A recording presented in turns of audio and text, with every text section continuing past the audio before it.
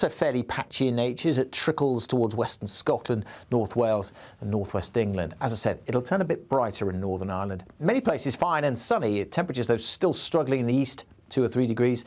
Where the fog sticks, we probably won't get above freezing. And temperatures will be back down below freezing across much of England and Wales Sunday morning. Again, some dense patches of fog around. Bit of a switch, though, for the northwest. A more active weather front coming in here, bringing a bit more rain and a strengthening wind. And look at where the wind's coming from now. The south bringing milder air, but it'll still be pretty cold across the south. There will be a light breeze in the morning, leading to a warm front. Boxed heat pumps, sponsors of weather on GB News.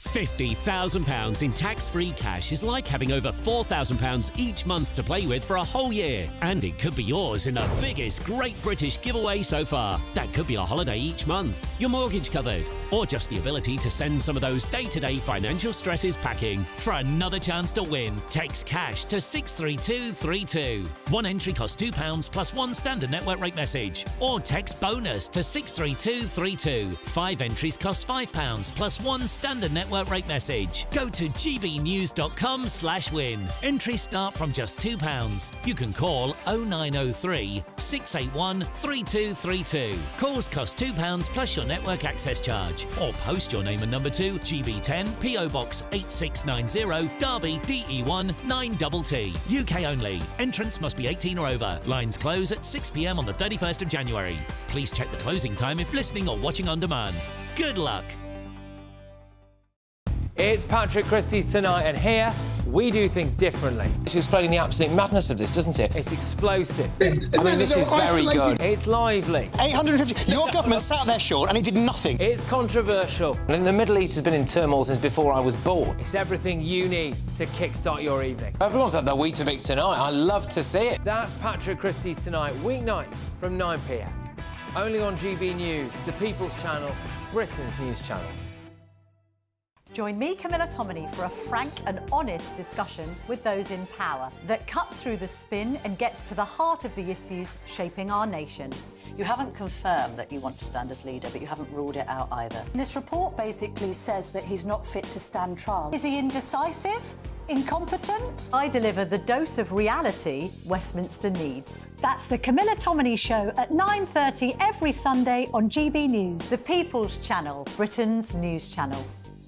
Good Afternoon Britain isn't just about us. The wonderful thing about this programme is it's about everyone watching. It's an interactive programme. Well, there absolutely is something to see here, and we're going to be talking about it more. Whether it's breaking royal news, Will, please bring us up to date, or indeed a particularly punchy speech in the House of Commons. Very, very curious. We bring it to you live, and then we bring you live reaction as well. That's Good Afternoon Britain, weekdays from midday. Only on GB News, the People's Channel, Britain's news channel.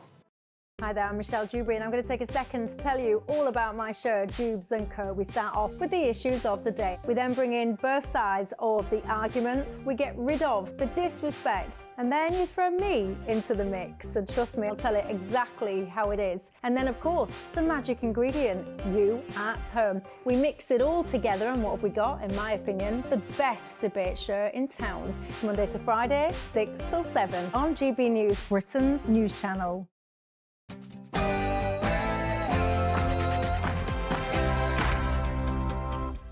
It's 9 p.m. I'm Patrick Christys. Tonight, Chancellor Rachel Reeves has crashed the economy and now she's gone missing. Come home, Rachel, wherever you are. Your family needs you. Oh, no, hang on.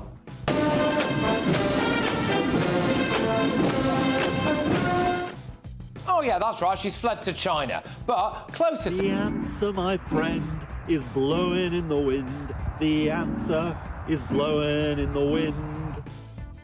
Britain is on the brink of rolling blackouts thanks to that man, Red Ed Miliband. And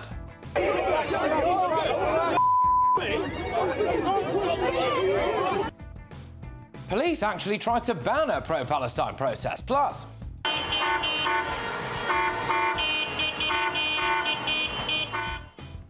farmers have begun blocking supermarket supply chains. Do you stand with them? And we were promised doctors and engineers. Instead, we got Somali relatives. I reveal who we've actually been giving visas to. Also tonight, You want to see somebody that responds to your house, your emergency, whether it's a medical call or a fire call, that looks like you. It gives that person a little bit more ease.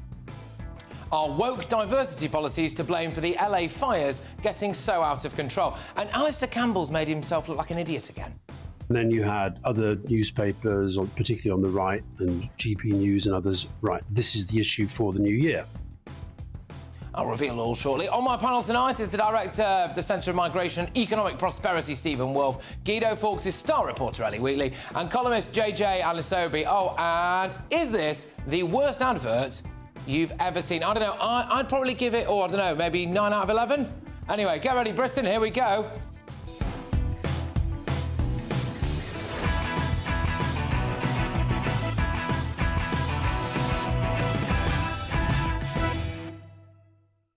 So we are hoping very shortly to take you live to our political editor, Christopher Hope, with the chairman of the Reform Party, Zia Youssef. Nigel Farage has apparently just maybe opened the door for Shamima Begum to return. So we'll see about all of that. In other news, of course, will Ed Miliband freeze us all to death? Next.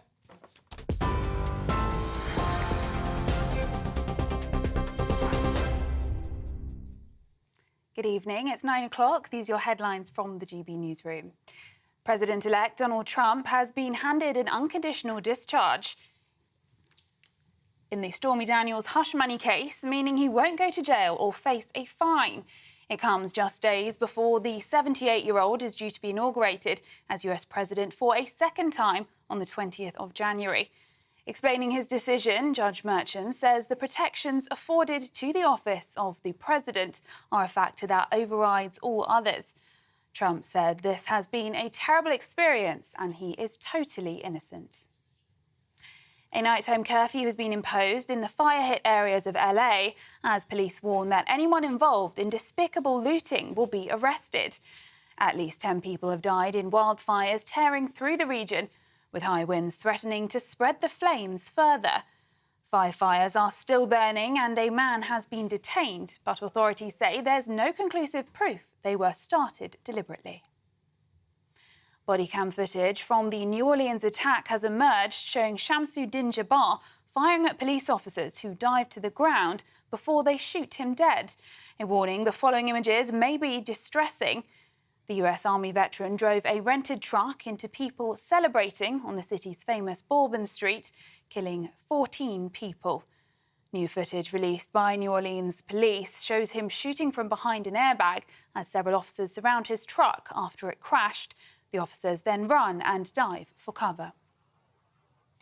Back in the UK, 3 teenagers have been arrested on suspicion of murder after a 17-year-old boy was fatally stabbed in Bedford. Thomas Taylor was attacked on Wednesday as he walked along Greenhill Street near a bus station in the town centre. Thomas suffered serious injuries and was taken to hospital but sadly died a short time after. A 17-year-old and 2 18-year-olds have been arrested on suspicion of murder and have been taken into custody for questioning. The owner of British Gas has warned UK gas stores have fallen to concerningly low levels amid freezing cold temperatures. Centrica says the UK now has less than a week's worth of demand for gas in store.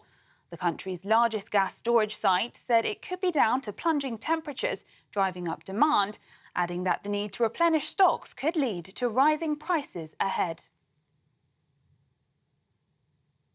And a second pair of lynx have been captured after being found in the Cairngorms National Park in Scotland. 2 other lynx released illegally were caught in the same area on Thursday.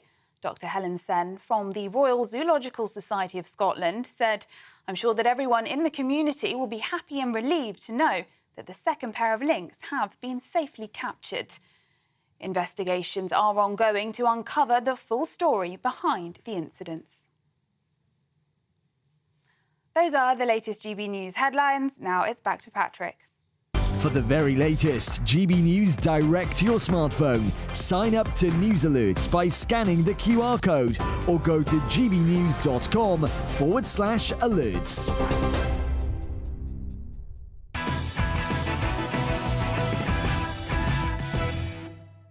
Welcome along. Now, before I get stuck into Red Ed Miliband's net zero lunacy, we can go live to Reform UK's South East Conference, and our political editor, Christopher Hope, is there for us. And, Christopher, I believe you've got someone with you. And also, interestingly, it appears that Nigel Farage might have opened the door to a Shamima Begum return. What's all that about? Patrick, hi. Yeah, welcome to Esher in Surrey, where we've been here for the South East Conference of the Reform UK Party. And with me is the chairman of the party, Zia Youssef. Zia, Patrick was asking now on the channel, what's all this about Shamima Begum? Your leader thinks we should be opening the door to her coming back to the UK.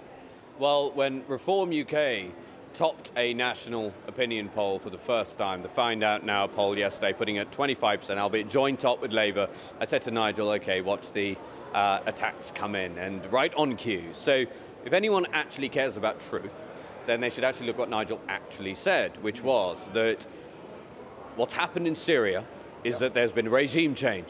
And let's be clear about what's happened as a result of that. You have jihadists in senior government positions. If you are a British citizen and you are concerned that there are people in Syrian prisons that are security threats to the United Kingdom, where would you rather they were sitting? Inside a prison in a now potentially jihadist-controlled Syria, or inside a maximum security prison inside the United Kingdom? And that's what the point Nigel was making. This is really important. One of the key points is that we've had governments now, 14 years of Tory rule, and now this awful Labour government, where politicians pretend to care about British people and will say the words that they think are going to maximise their outcomes on social media and government and media headlines. Nigel Farage is the opposite. He truly cares about the British people and will say the things that are true in order that they benefit, including when it comes to security. And that's what those comments are about. It's pretty fair you're saying it's an attack on reform. I'm just quoting about what he said. He said, I'm instinctively never wanted to allow her back to the UK, but now I'm thoughtful. So he's opening the door to the idea of her coming back here and going to a higher security prison. Is that what you're saying? Well, so the first point is, as he said multiple times, instinctively he would be against it. Yeah. And look, everybody watching this knows what Nigel Farage stands for. He stood for it for 30 years. But look, the facts on the ground have changed. There's been regime change in Syria, and let me say it again, there are Islamists and jihadists now in senior governmental positions in Syria. It's a highly unstable situation. Who knows how it's going to pan out? So, and by the way, we have a totally permeable border now. People are crossing the border, tens of thousands, around 37,000 crossed last year alone. We're seeing in some days hundreds cross the channel, including, by the way, people who originated from Syria, even though they're now coming from France. So the reality is what Nigel said was national security matters. We would rather such people were in maximum security prisons in the UK rather than sitting in prisons in Syria, potentially in the hands of Islamists who might have different views. But when you're leading the polls, you get more scrutiny. Now, a dozen or so Reform UK councillors have apparently quit or may quit the party tonight. Is that worrying? They're saying here in a statement that there's been no meaningful steps towards democratising your party, which you promised to do to GB News when I interviewed you back in August, September time. I'm the opposite of concerned about that. I just posted on Twitter that the leader of this group of, and I'm putting in inverted commas here, councillors was suspended by the party last month, several weeks ago, and the disciplinary committee was due to sit on Monday with regards to whether they would be but he's not here to defend himself, but why have you taken 4 or 5 months and you still haven't got this this new idea of democratising your party sorted out yet? Well, it's quite important, actually, because it's not only the leader of that party was suspended. The reason he was suspended is because he was nominating candidates for council seats who had failed vetting and frankly, was using a DNO certificate that was not valid. So several of the councillors, that's why I'm putting in inverted commas, are illegitimate. They aren't here to defend themselves. But on the point about your change to the party, which everyone welcomed, there's concerns. Ben Habib, he's concerned. Why are you taking so long to democratise the party? All these people here think they're joining a party, but they're really joining a company owned by Nigel Farage at this point. Well, all of the people here are fully paid up members and know exactly what they're joining. The people who are not members and seek to tear reform down won't succeed. Let me be clear, actually doing things in the world takes time and it takes effort. What we're doing right now, which is converting a company limited by shares to a company limited by guarantee at this scale, to my knowledge and to the knowledge of the KC and the lawyers working on the case, it's unprecedented in the United Kingdom. It's a huge amount of work to do. The good news is we're almost there, and you'll see the result of that shortly. When? Well, it'll be within weeks. There we are, weeks away from this party becoming an actual party rather than a company by guarantee. And some remarks there for you to discuss on the sofa there about Shamima Begum. Back to you, Patrick. Absolutely. Chopper, thank you very, very much. Thank you to Zia as well. I suppose the argument against Shamima Begum ever coming home is that at some point we would have to let her out of that maximum security prison. But we can have that discussion here, can't we? Thank you very much. Right, interesting in other news. How many people are about to die because of Ed Miliband's eco-lunacy? Temperatures this evening could get as low as -20. People will need to put the heating on to survive. But get this, Red Ed has left Britain on the brink of rolling blackouts, and he's bankrupting us in the process. So at 5:30 p.m. on Wednesday, the spare electricity capacity on the national grid had fallen to just 580 megawatts. That level was so low that even an outage at a relatively small power station would have caused an actual shortage and triggered blackouts, according to experts. But look, hey, Ed loves a wind turbine. The answer, my friend, is blowing in the wind. The answer is blowing in the wind. Wind energy collapsed. So in order to keep the lights on, two power stations alone, Rye House and Connar's Quay, were paid a combined £12 million to supply just 3 hours of electricity during the evening peak. Britain has less than a week's gas supplies in storage. Gas currently generates 55% of our electricity. Wind is at just 9%. And now the Bank of England has finally admitted that net zero policies are driving up inflation and driving up energy prices. Isn't it a good job that Rachel Reeves told her old colleagues at the Bank of England, oh no, wait, she wasn't working in their department, was she? Anyway, Rachel from the Complaints Department told the Bank of England to take climate change as seriously as economic growth.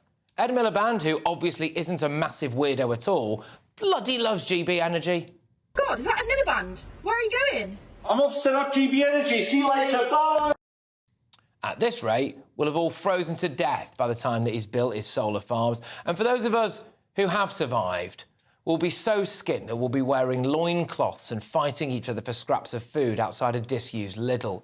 But this won't impact man of the people Ed Miliband. Back in 2012, he was reported to be living in a £2.3 million house with a £400,000 mortgage. And he's repeatedly failed to deny claims that he is, in fact, a multimillionaire. Oh, and it won't affect Rachel Reeves either, because you've paid at least £3,700 to help heat her second home. Cosmic. The UK Health Security Agency has issued an alert today saying this weather can have a serious impact on the health of some people, including those aged 65 and over and those with pre-existing health conditions. And it is therefore vital that we continue to check on our friends, family and neighbours that are most vulnerable. These people could be more at risk of heart attacks, strokes and chest infections as a result of these cold temperatures. Look, people warned that Labour would make a mess of things, but I'm not sure anyone thought they'd leave us skin and freezing to death this quickly. Let's get the thoughts of my wonderful panel this evening. We have got the Director at the Centre of Migration and Economic Prosperity. It's Stephen Wolfe. We've got the star reporter at Guido Fawkes. It's Ellie Wheatley and journalist and broadcaster JJ and Sophie. Stephen, I mean, so Red Ed is going to turn us all blue, isn't he? If only we were going to turn blue, but he's certainly going to turn a lot of old people in this country blue. We already know that over the past few years, more people are dying who are elderly now in our homes. And when you've cut, as a government, they have the opportunity to heat their homes by removing the £300 benefit that they could have had and increase the costs to this country by their energy policies. It wouldn't be surprising if more people die. And if they do, it's on their heads. It's on the Labour Party's heads, it's on Ed Miliband, Rachel Reeves and, of course, Keir Starmer. I mean, those stats that we were within a whisker of actually having massive blackouts on Wednesday, when at times I think it was -16 near Aberdeen. I mean, that is a death sentence to people. Well, it's worrying, but I think the idea that we're going to reach 95% green energy in 5 years, it's not that far away, is really for the birds. You know, the reality is that the technology is not there yet. You know, when the wind doesn't blow or the sun doesn't shine, it's effectively useless, these renewable energies. But not just that. Hilariously, the wind farms actually can't cope with the amount of energy when there's too much wind. So last year, bill payers paid over £1 billion to wind farms to switch off the turbines when there was too much energy because the national grid could not handle the load. So in both situations, it's not efficient. And we do now have the Bank of England saying that these net zero policies, JJ, are driving up inflation, are driving up energy costs. I mean, it does not make economic sense or practical sense to continue with this stuff, does it? At the moment, it doesn't. The problem with Ed Miliband is he's thinking long-term, which we do need in government, some long-term thinking, but in the short term, it is damaging the country. But look, if we talk about energy, we can say that, I feel like every year it's the same story. Every year, we're kind of a blackout. It's like the NHS, isn't it? NHS, yeah. Or it snows and suddenly the trains and the roads are all blocked. Every year it's the same kind of story. The Tory party didn't invest massively in energy either. If we had followed, like, France's model and built nuclear power plants over the place, we could be a lot less reliant on the green energy now. But we cannot. I think it's wrong for Ed Miliband to try and introduce. Do you not agree that we should be building more nuclear? Because that's online. That's exactly what I'm saying. Thank you. Yeah, that's what I'm saying. You know, I agree.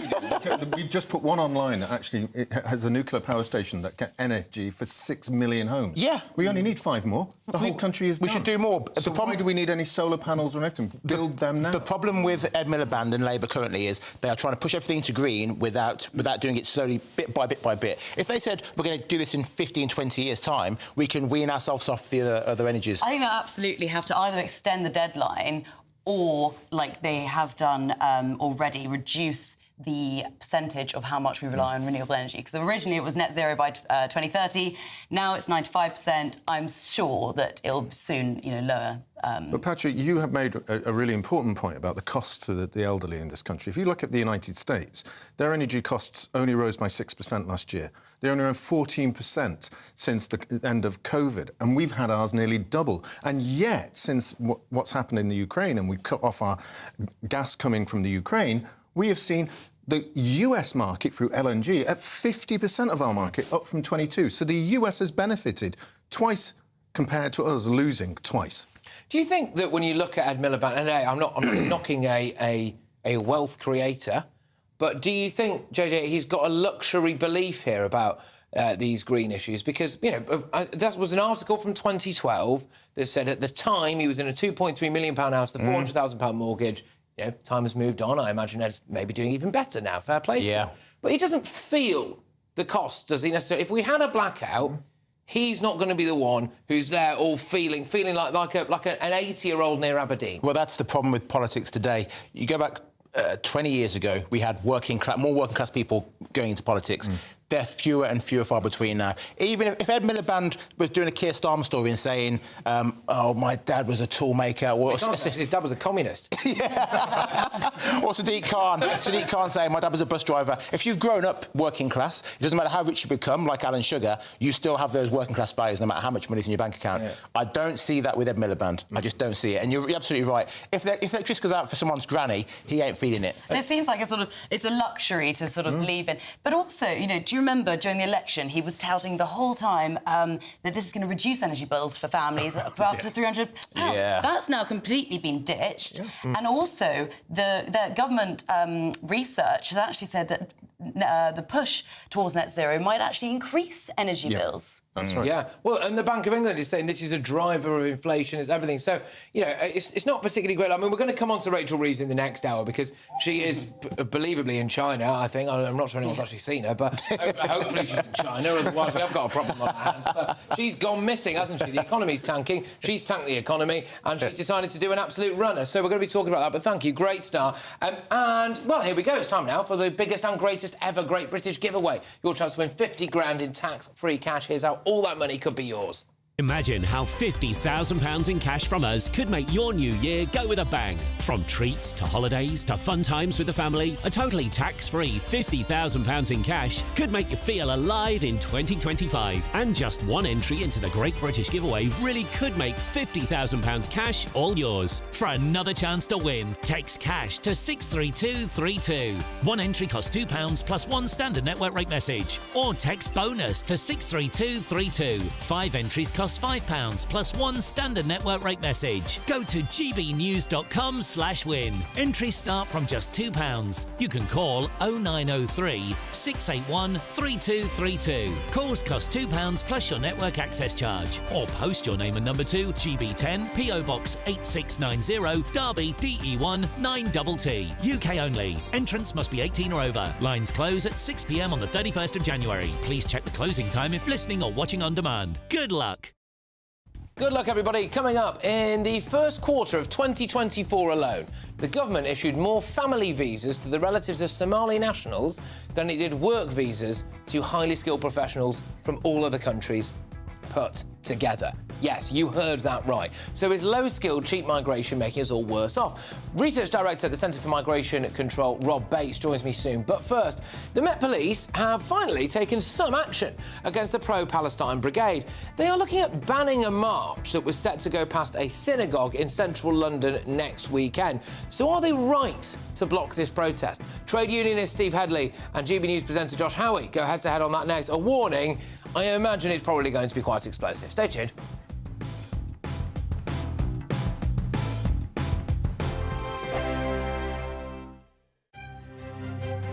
GB News Breakfast, every day from 6 a.m. Before she even met Prince Harry, her passion was sharing recipe tips, lifestyle, wellness techniques, because she had a blog, quite a successful blog actually, called The Tig. Of course, that had to be shut down when she became a working member of the royal family. We all know the turmoil that happened with Megxit. Now that her and Harry have come out the other side of that and have signed multi-million-pound deals with Netflix and others, this is the proof in the pudding, pardon the pun, and it is basically, I suspect, the TIG 2.0, because we've got everybody. She has managed to get everybody talking about this. You know, the royal family has been dragged through turmoil over the last few years because partly due to Harry and Meghan's decision, partly due to the royal family's decision. But this is kind of what's come out the other side. Which is a load of nonsense. I mean, the fact, because it's all totally fake, isn't it? I mean, it's not her house, it's not her kitchen. She clearly doesn't spend her days picking strawberries and collecting honey from bees. I mean, the whole thing's just a fabrication. Well, it's Netflix fantasy, isn't it? So I think any lifestyle programme such as this tends to not be filmed in the host's house. It's reportedly a $5 million rented house. The cooker itself is worth about $15,000. Even the pans are about $80 as well that she is using. So yes, Stephen, you're right. It is kind of fake and fantasy, but then, of course, that's how these lifestyle programmes are made. It's whether the question will be when you watch the series, if you decide to watch the series, is Meghan trying to portray herself as this authentic self, or is she going to make it clear that, you know, this is just like the best bits of her life? But she's got lots of celebrity friends involved in it, including her makeup artists and others as well. Prince Harry makes an appearance. Of course he does. Yeah. GB News, the People's Channel. Good Afternoon Britain isn't just about us. The wonderful thing about this programme is it's about everyone watching. It's an interactive programme. Well, there absolutely is something to see here, and we're going to be talking about it more. Whether it's breaking royal news, Will, please bring us up to date, or indeed a particularly punchy speech in the House of Commons. Very, very curious. We bring it to you live, and then we bring you live reaction as well. That's Good Afternoon Britain, weekdays from midday. Only on GB News, the People's Channel, Britain's news channel.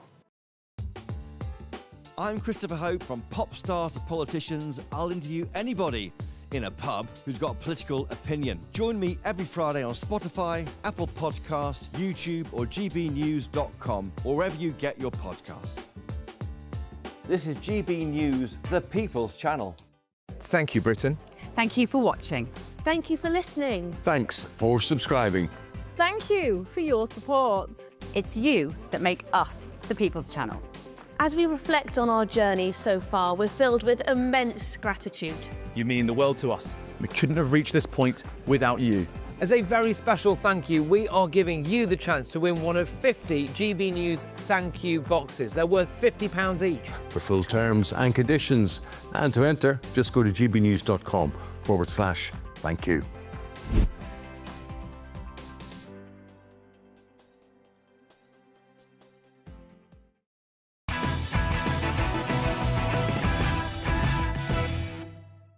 Welcome back to Patrick Christys Tonight. We're only on GB News. So, are the police right to take action against some of these more militant pro-Palestine marches. It's time now for the head-to-head. That's right. So the Met Police have finally decided to take some action against the pro-Palestine brigade, banning a rally that was set to go past a synagogue in central London next weekend after the organisers, the Palestine Solidarity Campaign, refused to change the route. So officers stepped in yesterday to prevent the rally from gathering as it risked causing, quotes, serious disruption to a nearby synagogue on a Saturday, the Jewish holy day. The Met has previously faced accusations of two-tier policing over its policing of these marches, with scenes like this sparking outrage.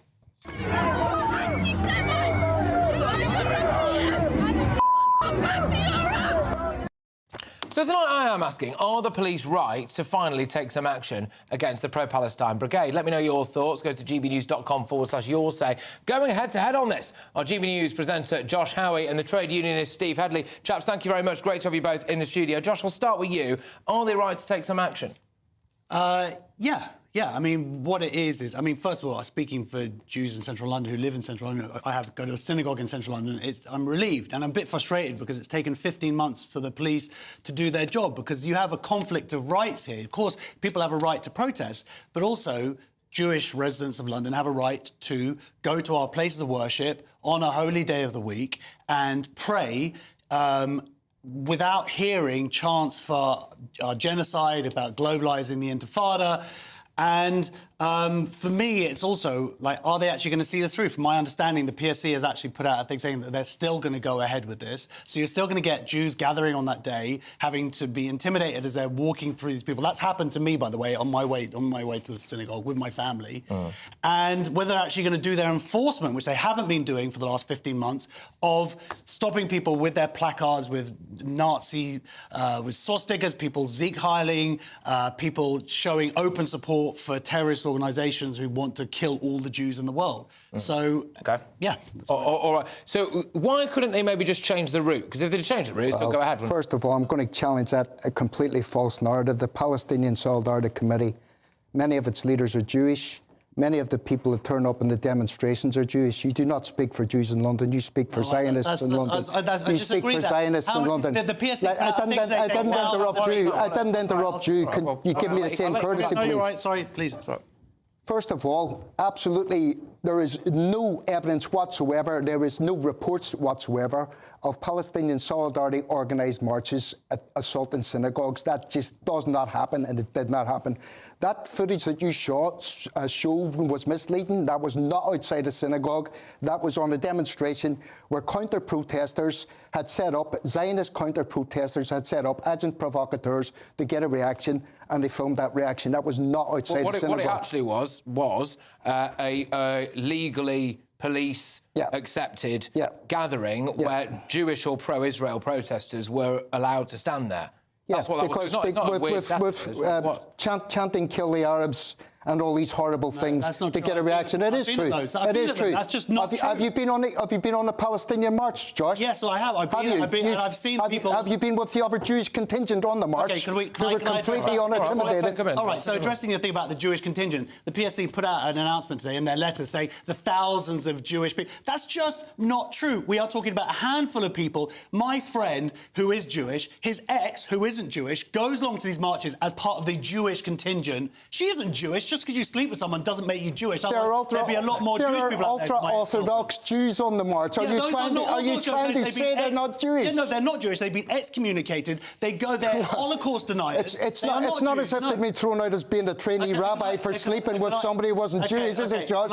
Can I just say the other point? Yourself? Can I just say another point that you were saying there? You were thrown out of being a rabbi for sleeping with a non-Jew. I just can't make it. But you said that there's not been attacks on synagogues. Do you know why? By Palestinian Solidarity Committee. But you know why? Go on. Because when I walked with my children to the synagogue and there was a march going past, there were two police vans there, about 20 police there. And why do I have to explain to my kids, my youngest 7 years old, that why he has to walk through this sort of with riot gear just so he can go and pray? Because people like you, Josh, are whipping up hysteria and proclaiming that, like the way this was phrased tonight, the way it was framed, pro-Palestinian mob. You've got on that march, you've got women with their children, you've got men, you've got families, you've got hundreds of Jews on every march. Okay, so and you may say, well, there's hundreds of visible Jews. There could be thousands. I don't go around checking people's religion. That's a fair point, isn't it? On a 100,000 march, and a lot of Jewish people are absolutely against the genocide that the Israeli Prime Minister is conducting and his far-right government. They are taking the lead.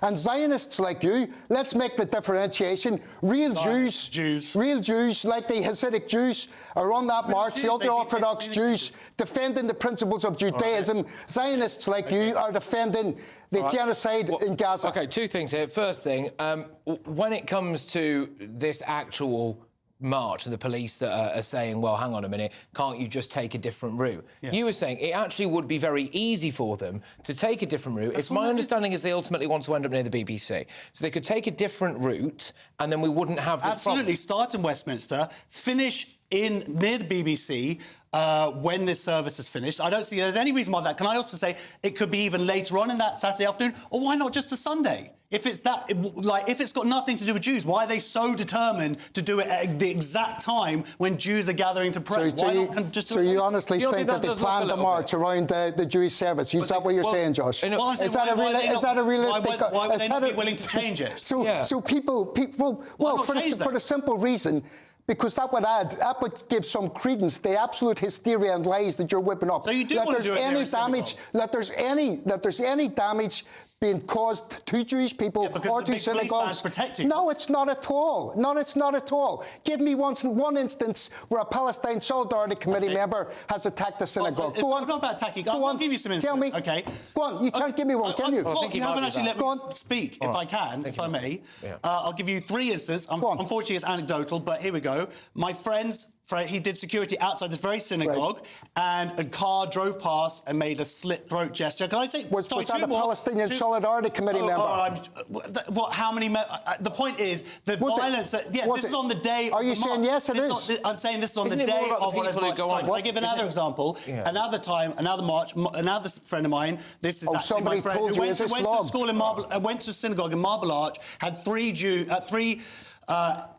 she said Asian men following down the road, young Asian men, teenage, swearing. This is on the same day of the march where people are gathering. And I myself I wear a yarmulke when I go to synagogue in central London when people are gathering. And I had a man, he was there with his family, with his baby. I didn't have my kids with me, and he started shouting at me on the tube. So my point is, whether he's a member of the PSC, he's there for the march. Look, I'd like to... Do you think these people don't exist outside the march, and there's no anti-Semitic incidents that happen when there's no marches on? Is that what you're saying? When the marches happen. So they're 3 anecdotal ones. You haven't even logged them. You've not proved where they are. You've not proved times or dates. You just said your friend told you. My mate told me that they're anti-Semites. Can I just put pause in this? I'd like to play a little clip, and I would like you to respond off the back of it, Steve. I'm sure you have seen this.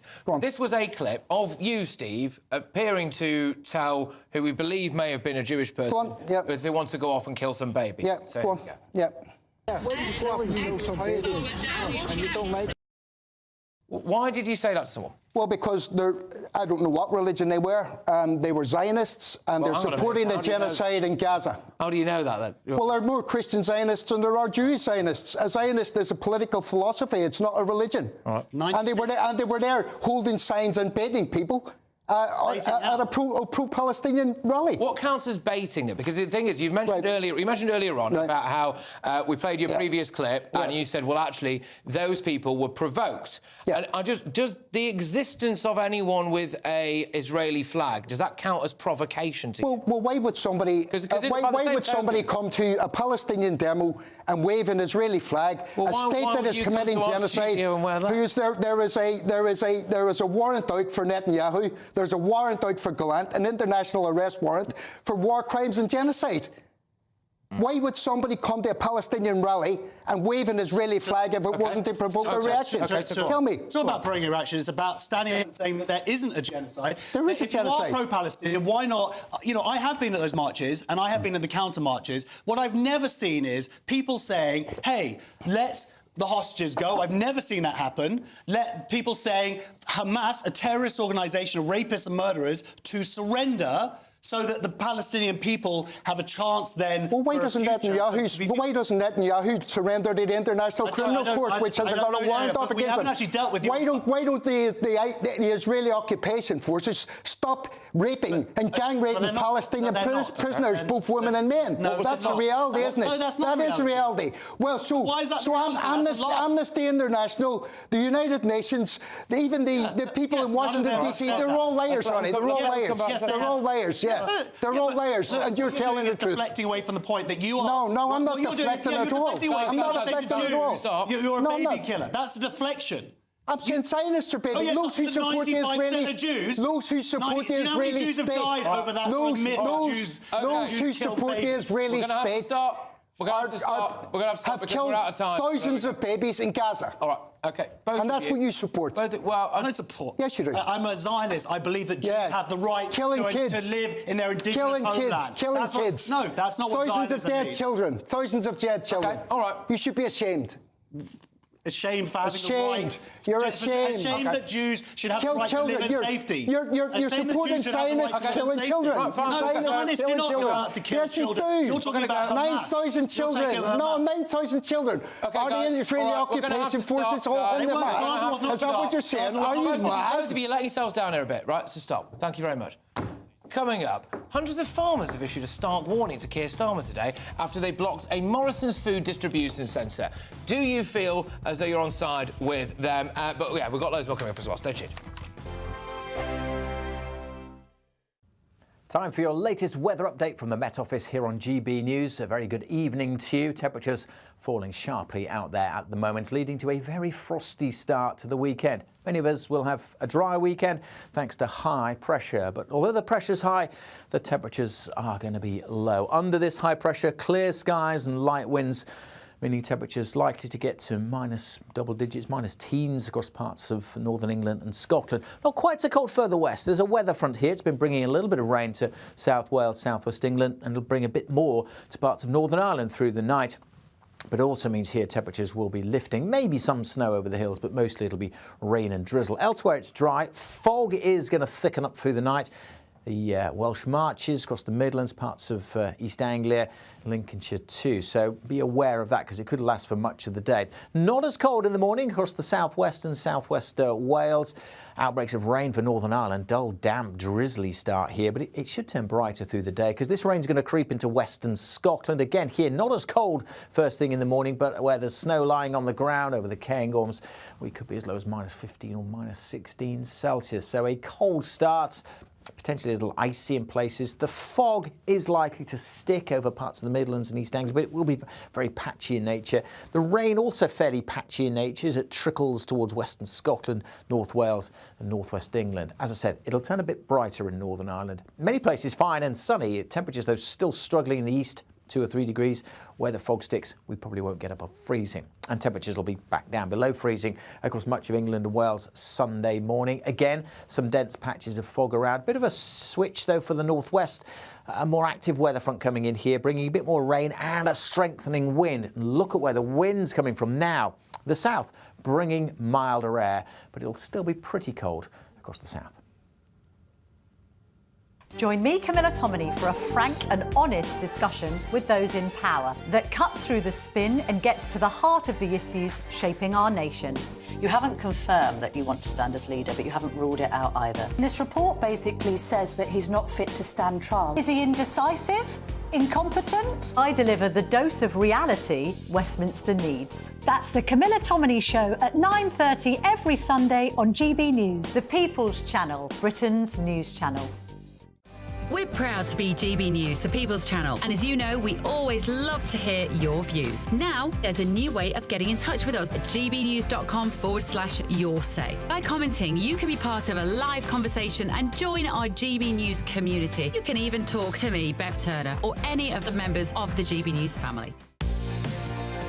Mornings don't have to be tiresome, especially if you have the right company. Wake up to news as it happens, opinion and debate, and of course, a little bit of entertainment too. Because when the kettle's on, we're on. That's Breakfast on GB News, a show worth waking up for. Every morning from 6 a.m. Only on the People's Channel, Britain's news channel. We'll spread the news, you spread the word. I'm Emily Carver. This is GB News, Britain's news channel.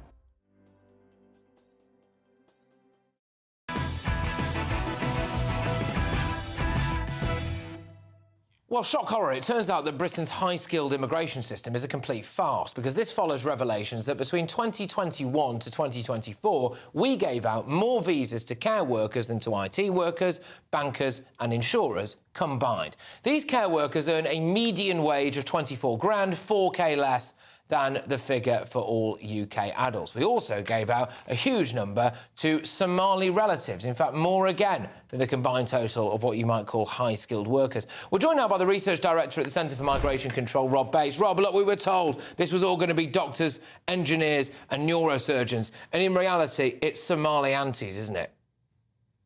Exactly. Since the Conservative Party were able to introduce the post-Brexit immigration system, we were all told that we were going to take back control of our borders once we left the European Union. They hightailed it towards a low-skilled, low-wage immigration system that is focused on these health and social care visas. A vast number of those coming into the UK are on these visas. And as you point out, these people are coming in on incredibly low wages, far below the national average, so much so that the overall average income of a migrant coming to the UK on a work visa between 2021 and 2023 fell by £10,000. It was a huge catastrophic decision that was taken without any real justification. It was taken because of lobby groups and organisations such as the Migration Advisory Committee telling Johnson and Patel, the then Home Secretary, that this was absolutely essential. What they failed to mention, of course, was that a lot of the roles that are in the health and social care sector will eventually be automated. The ONS has forecast that by 2030, around 50% of those roles in the health and social care sector are at risk of automation. And of course, we've got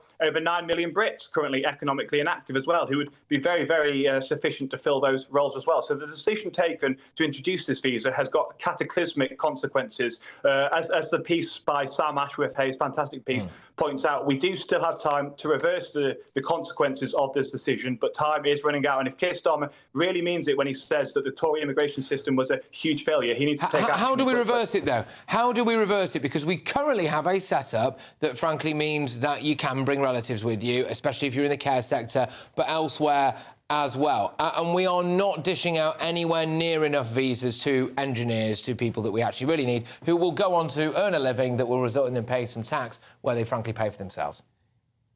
So what we need to do, and what Keir Starmer really needs to do, is he needs to suspend all claims for indefinite leave to remain for the foreseeable future. Unfortunately, under this route, what we have is people coming in on work visas where they are earning absolute tuppence. They're able to stay in the UK for 5 years, and then after that point, they are awarded settled status. And once they get given that settled status, they're eligible for benefits, they're eligible for social housing claims, they're eligible to bring over relatives.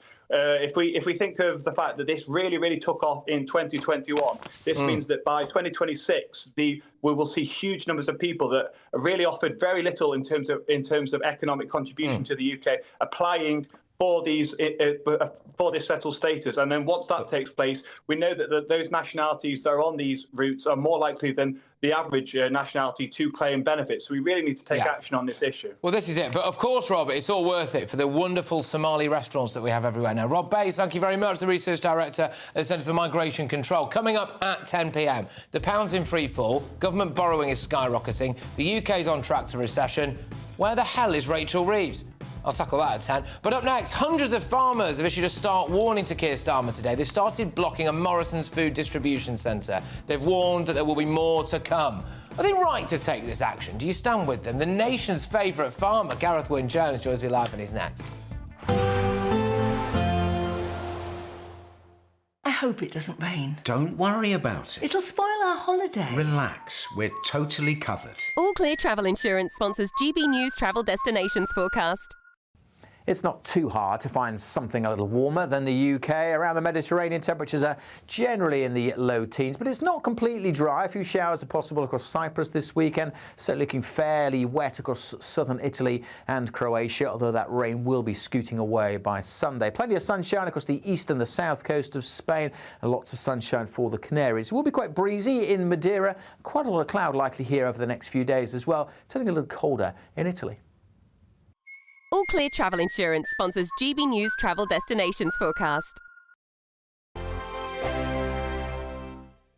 Good Afternoon Britain isn't just about us. The wonderful thing about this programme is it's about everyone watching. It's an interactive programme. Well, there absolutely is something to see here, and we're going to be talking about it more. Whether it's breaking royal news, Will, please bring us up to date, or indeed a particularly punchy speech in the House of Commons. Very, very curious. We bring it to you live, and then we bring you live reaction as well. That's Good Afternoon Britain, weekdays from midday. Only on GB News, the People's Channel, Britain's news channel. GB News Breakfast, every day from 6 a.m. Now, we're going to introduce you to Liam Wildish. Liam, well, I'd like to think he's a friend of mine because I follow him on Instagram, on TikTok there as well. You're a big fan, aren't you? Big fan, because there's what he does. He's a cleaner. He cleans signs. But the thing is, he's not employed by councils or whatever. He does this voluntarily. And you sort of think to yourself, well, who cleans these signs? Why have these signs been allowed to get into this terrible state of disrepair and filthiness? So basically, long story short, about 6 years ago, I used to be a window cleaner. In the community where I lived, I noticed all of the road signs were filthy, and I was perfectly equipped to clean them. So basically, I cleaned the road signs as a bit of a thank you to the community and sort of make a little bit of awareness of my window cleaning business at the time. Yeah. Sort of cleans up the area, makes the road safer, and that's kind of how that started. And people found it like a really satisfying sort of approach. So that sort of led on to today of a video in cleaning the dirty road signs and making sort of satisfying content with it as well. What is the equipment? What have we got here? So this is a water-fed pole system connected to a backpack, which is what feeds the water through the end of the brush there. It's perfectly equipped to basically remove this green dirty, it's like a mildew build-up that you get on the signs. Yeah. As you can see, this is like extremely effective at removing so. So GB News viewers, if they spot a particularly grisly sign in their area, then they can get in touch. They can do, yeah. And Liam Wildish, the sign guy, can sort you out. if you find Liam the sign guy online, drop me a message, let me know, and I'll add you to my list of places. GB News, the People's Channel. If you want your news to be straight talking... This is a nightmare for the Conservatives again. Down to earth. It's not just Nottingham where this is happening, is it? And most importantly, honest. Hard-working, middle-class taxpayers, they'll get their book thrown at them. Then catch me, Martin Daubney, Monday to Friday, 3 till 6 p.m. on GB News, Britain's news channel. I'm Michael Portillo. This is GB News, the People's Channel, Britain's news channel.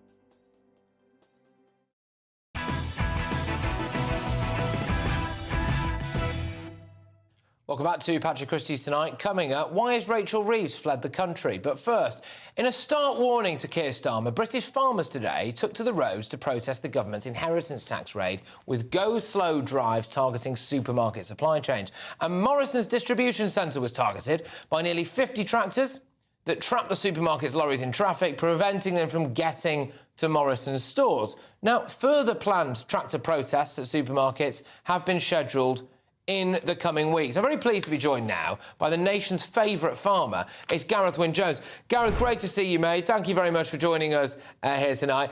So, was this the right course of action to take, do you think? Look, we don't want to be out doing all this problems for people.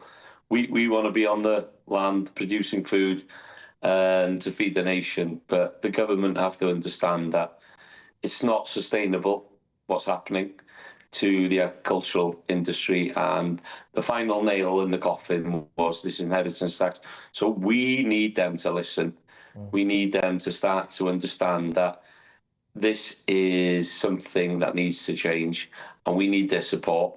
We need them to start to think that inheritance tax, prices that are, draconian on our industry. There's no profit in the job. So, people look at us driving around in big tractors. These tractors aren't paid for, majority of them on HP. And when inheritance tax comes, We're going to have to sell some big parts of our farms. Yeah. And it's going to take the power away Just to ask from the people. Gareth, how bad could farmers make it for Britain's food supply if they wanted to? If farmers decided to go absolutely nuclear, what could happen? Well, people aren't going to get fed, are they? That's right. That's the truth. And we don't want to be there. These are warning shots. These are just, hopefully warnings for them to come to the table, start to discuss with NFU and with anybody that's involved with the farming industry, so we can have discussions to make sure there's a future for us to be producing food affordably for the nation. We have got a global problem here. This is not just a UK problem. It's happening across the world, where farmers are being, absolutely screwed down from supermarkets, from governments, and from legislations. So how can we fight back? What I'm watching on the screen there, Gareth, sorry to cut across you, mate, but what we're putting on the screen there is some footage of when Just Stop Oil, obviously a very different cohort of people, Gareth, but they were doing their go slow walks, and we see what they've kind of done. What the critics would say, and I'm not one of them, but what the critics would say is, well, what's the difference between Just Stop Oil doing what they're doing for their cause, or their perceived cause, and what the farmers were doing there with a blockade? What would you say to that? I don't think Just Stop Oil has fed anybody in their cause, to be honest with you. We're one of the oldest industries in the world. And when farmers are the last people on God's earth to go out and protest, let me tell you. And why are they protesting worldwide? Because there is major, major pressures on them. I love what I do. My family's been on this farm for 375 years. I want my son and future generations to have the opportunity to do what we did. We can't do it with what's happening at the moment. Even in Wales, we're under more draconian measures because we've been under Labour for 25 years. You've had 6 months of them. And going forward, we need to find solutions to make sure that we are finding food security at the top. At the top, honestly, Patrick, this is majorly important because people don't understand that supermarket shelves and shop shelves are going to be very, very short of supplies soon if they don't wake up and smell the coffee. Yeah, and on that as well, Gareth, I mean, there's, metaphorically speaking, some blood in the water. Rachel Reeves, as we're going to talk about in a few minutes' time, has made an absolute Horlicks of it, and now she's fled to China. And so, for the farmers, you must presumably be looking at this and thinking, if we keep going, we could help bring down a government. Personally, I don't want to bring down anybody. I just want the fair playing field for everybody, The sadness of this is that Labour should be there for the poorer people in society, and what they've done with this inheritance tax and everything they have brought onto business is to make businesses lay people off. Food inflation is going to go through the roof because we as a business are going to have to claw back that 20% somewhere. So it's going to have to be on the product we're producing, which is feeding the nation. So the poorer people in society are then going to suffer. And let's look at a broad spectrum of this. The food we are producing here in the UK, from beef to lamb to pork to chicken to eggs to milk, everything is very natural, very healthy, and very good for you. And we need to be pushing that on, because if we can build a better Britain on our bellies, it will save millions for the NHS. Millions. Gareth, thank you very much, mate. All the best to you. You take care, and I hope to talk to you very soon. It's Gareth Wyn-Jones there, Britain's best-loved farmer. I wonder, I think maybe the public will be on side with the farmers if they do decide to go nuclear. But, hey, Who am I? But anyway, coming up at 10 p.m, the pound's in freefall, government borrowing is skyrocketing, there are grave warnings that the UK is on track for a recession. You just heard it from that chap there. Food costs are supposed to go up 20%. Where the hell is Rachel Reeves? Oh, yes, of course, of all places, she's gone to China. The joke would be she might be meeting her handlers, although, of course, that is very much a joke. Please don't sue me, Rachel. So is the Chancellor on borrowed time? I'm also going to be playing you a clip that reveals once and for all that Alistair Campbell has made a complete idiot of himself, alongside Hamza Yusuf, actually. It's a 2-for-1. I'll see you in a sec.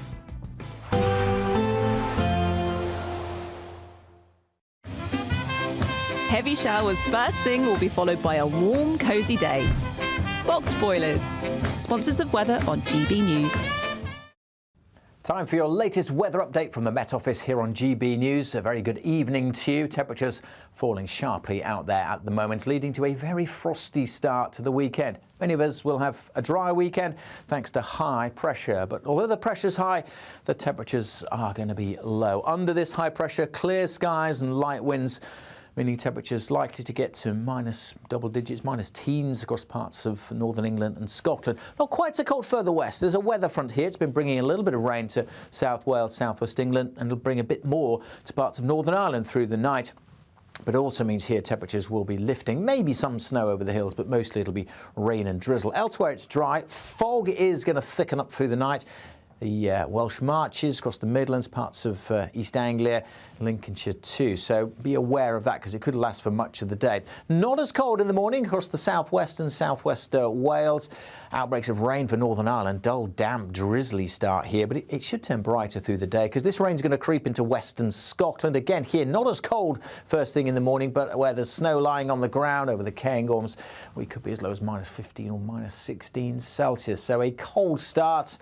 Potentially a little icy in places. The fog is likely to stick over parts of the Midlands and East Anglia, but it will be very patchy in nature. The rain also fairly patchy in nature as it trickles towards western Scotland, North Wales and northwest England. As I said, it'll turn a bit brighter in Northern Ireland. Many places fine and sunny. Temperatures, though, still struggling in the east. 2 or 3 degrees. Where the fog sticks, we probably won't get above freezing. And temperatures will be back down below freezing across much of England and Wales Sunday morning. Again, some dense patches of fog around. Bit of a switch, though, for the northwest. A more active weather front coming in here, bringing a bit more rain and a strengthening wind. And look at where the wind's coming from now. The south bringing milder air, but it'll still be pretty cold across the south. Expect a warm front, moving from the kitchen right through to the rest of the house. Boxed Boilers, sponsors of weather on GB News. Imagine how £50,000 in cash from us could make your new year go with a bang. From treats to holidays to fun times with the family, a totally tax-free £50,000 in cash could make you feel alive in 2025. And just one entry into the Great British Giveaway really could make £50,000 cash all yours. For another chance to win, text cash to 63232. One entry costs £2 plus one standard network rate message. Or text bonus to 63232. 5 entries cost £5 plus one standard network rate message. Go to gbnews.com/win. Entries start from just £2. You can call 0903 681 3232. Calls cost £2 plus your network access charge. Or post your name and number to GB10 PO Box 8690 Derby DE1 9TT. UK only. Entrants must be 18 or over. Lines close at 6 p.m. on the 31st of January. Please check the closing time if listening or watching on demand. Good luck. Hi there, I'm Michelle Dewberry and I'm going to take a second to tell you all about my show, Dubes & Co. We start off with the issues of the day. We then bring in both sides of the argument. We get rid of the disrespect. And then you throw me into the mix. And trust me, I'll tell it exactly how it is. And then, of course, the magic ingredient, you at home. We mix it all together and what have we got, in my opinion, the best debate show in town. Monday to Friday, 6 till 7 on GB News, Britain's news channel. Join me, Camilla Tominey, for a frank and honest discussion with those in power that cuts through the spin and gets to the heart of the issues shaping our nation. You haven't confirmed that you want to stand as leader, but you haven't ruled it out either. This report basically says that he's not fit to stand trial. Is he indecisive? Incompetent? I deliver the dose of reality Westminster needs. That's the Camilla Tominey Show at 9:30 every Sunday on GB News. The People's Channel, Britain's news channel.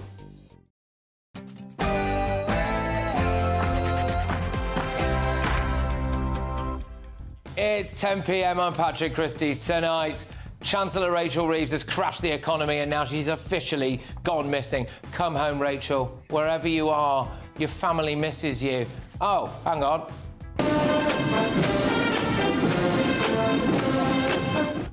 Oh, she's fled to China. But closer to home...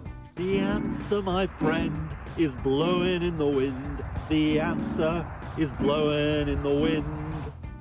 Britain is on the brink of rolling blackouts thanks to Red Ed Miliband. And...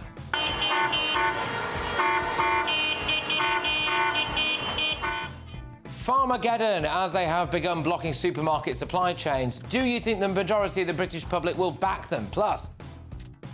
Elon Musk needs to be stopped. Hamza Yusuf accuses Elon Musk of inflaming racial tensions. The Lord President, white. The Lord Justice Clerk, white. Every High Court judge, white. The Lord Advocate, white. Maybe he should look in the mirror. You want to see somebody that responds to your house, your emergency, whether it's a medical call or a fire call, that looks like you. It gives that person a little bit more ease. Nah, just put the fire out, really. Are woke diversity policies to blame for the LA fires getting so out of control? And Alistair Campbell has mugged himself off big time. Then you had other newspapers, particularly on the right, and GBNews and others, right, this is the issue for the new year. On my panel tonight is the director for the Centre of Migration and Economic Prosperity, Stephen Wolfe, star reporter at Guido Fawkes, Ellie Wheatley, and columnist JJ Anasobi. And is this the worst advert that you've ever seen? Look, hey, I don't know what I'd score it. Maybe 9 out of 11? Get ready, Britain. Here we go.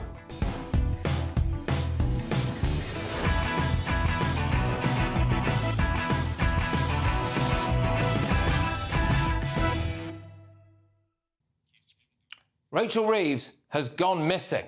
Next.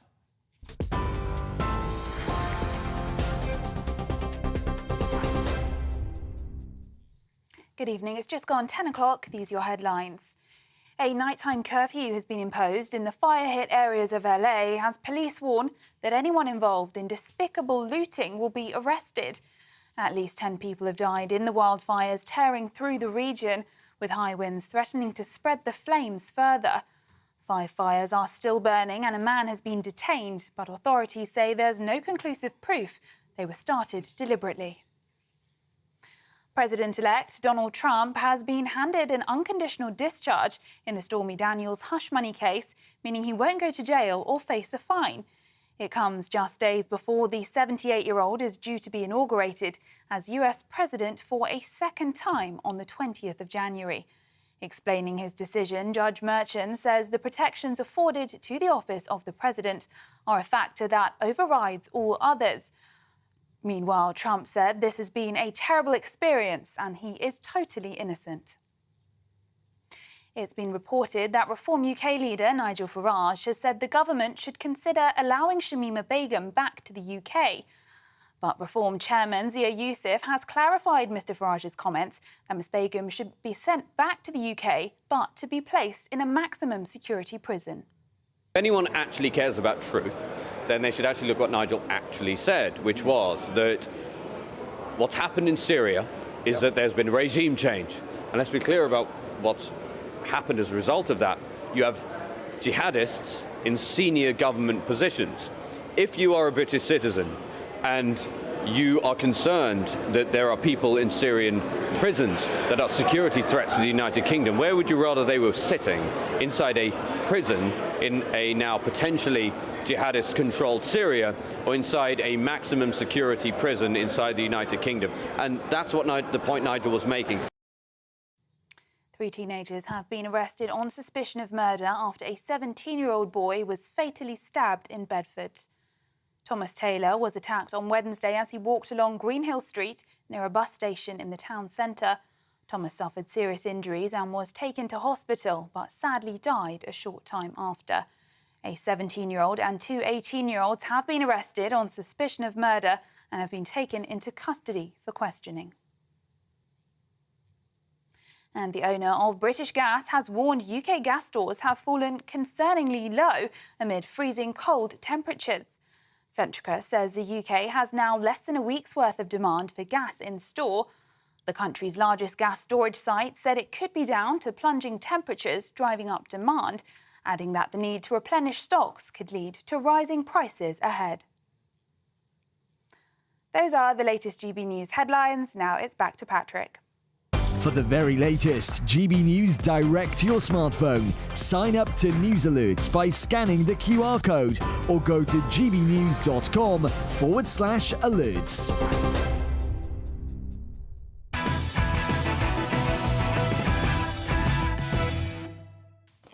Good evening.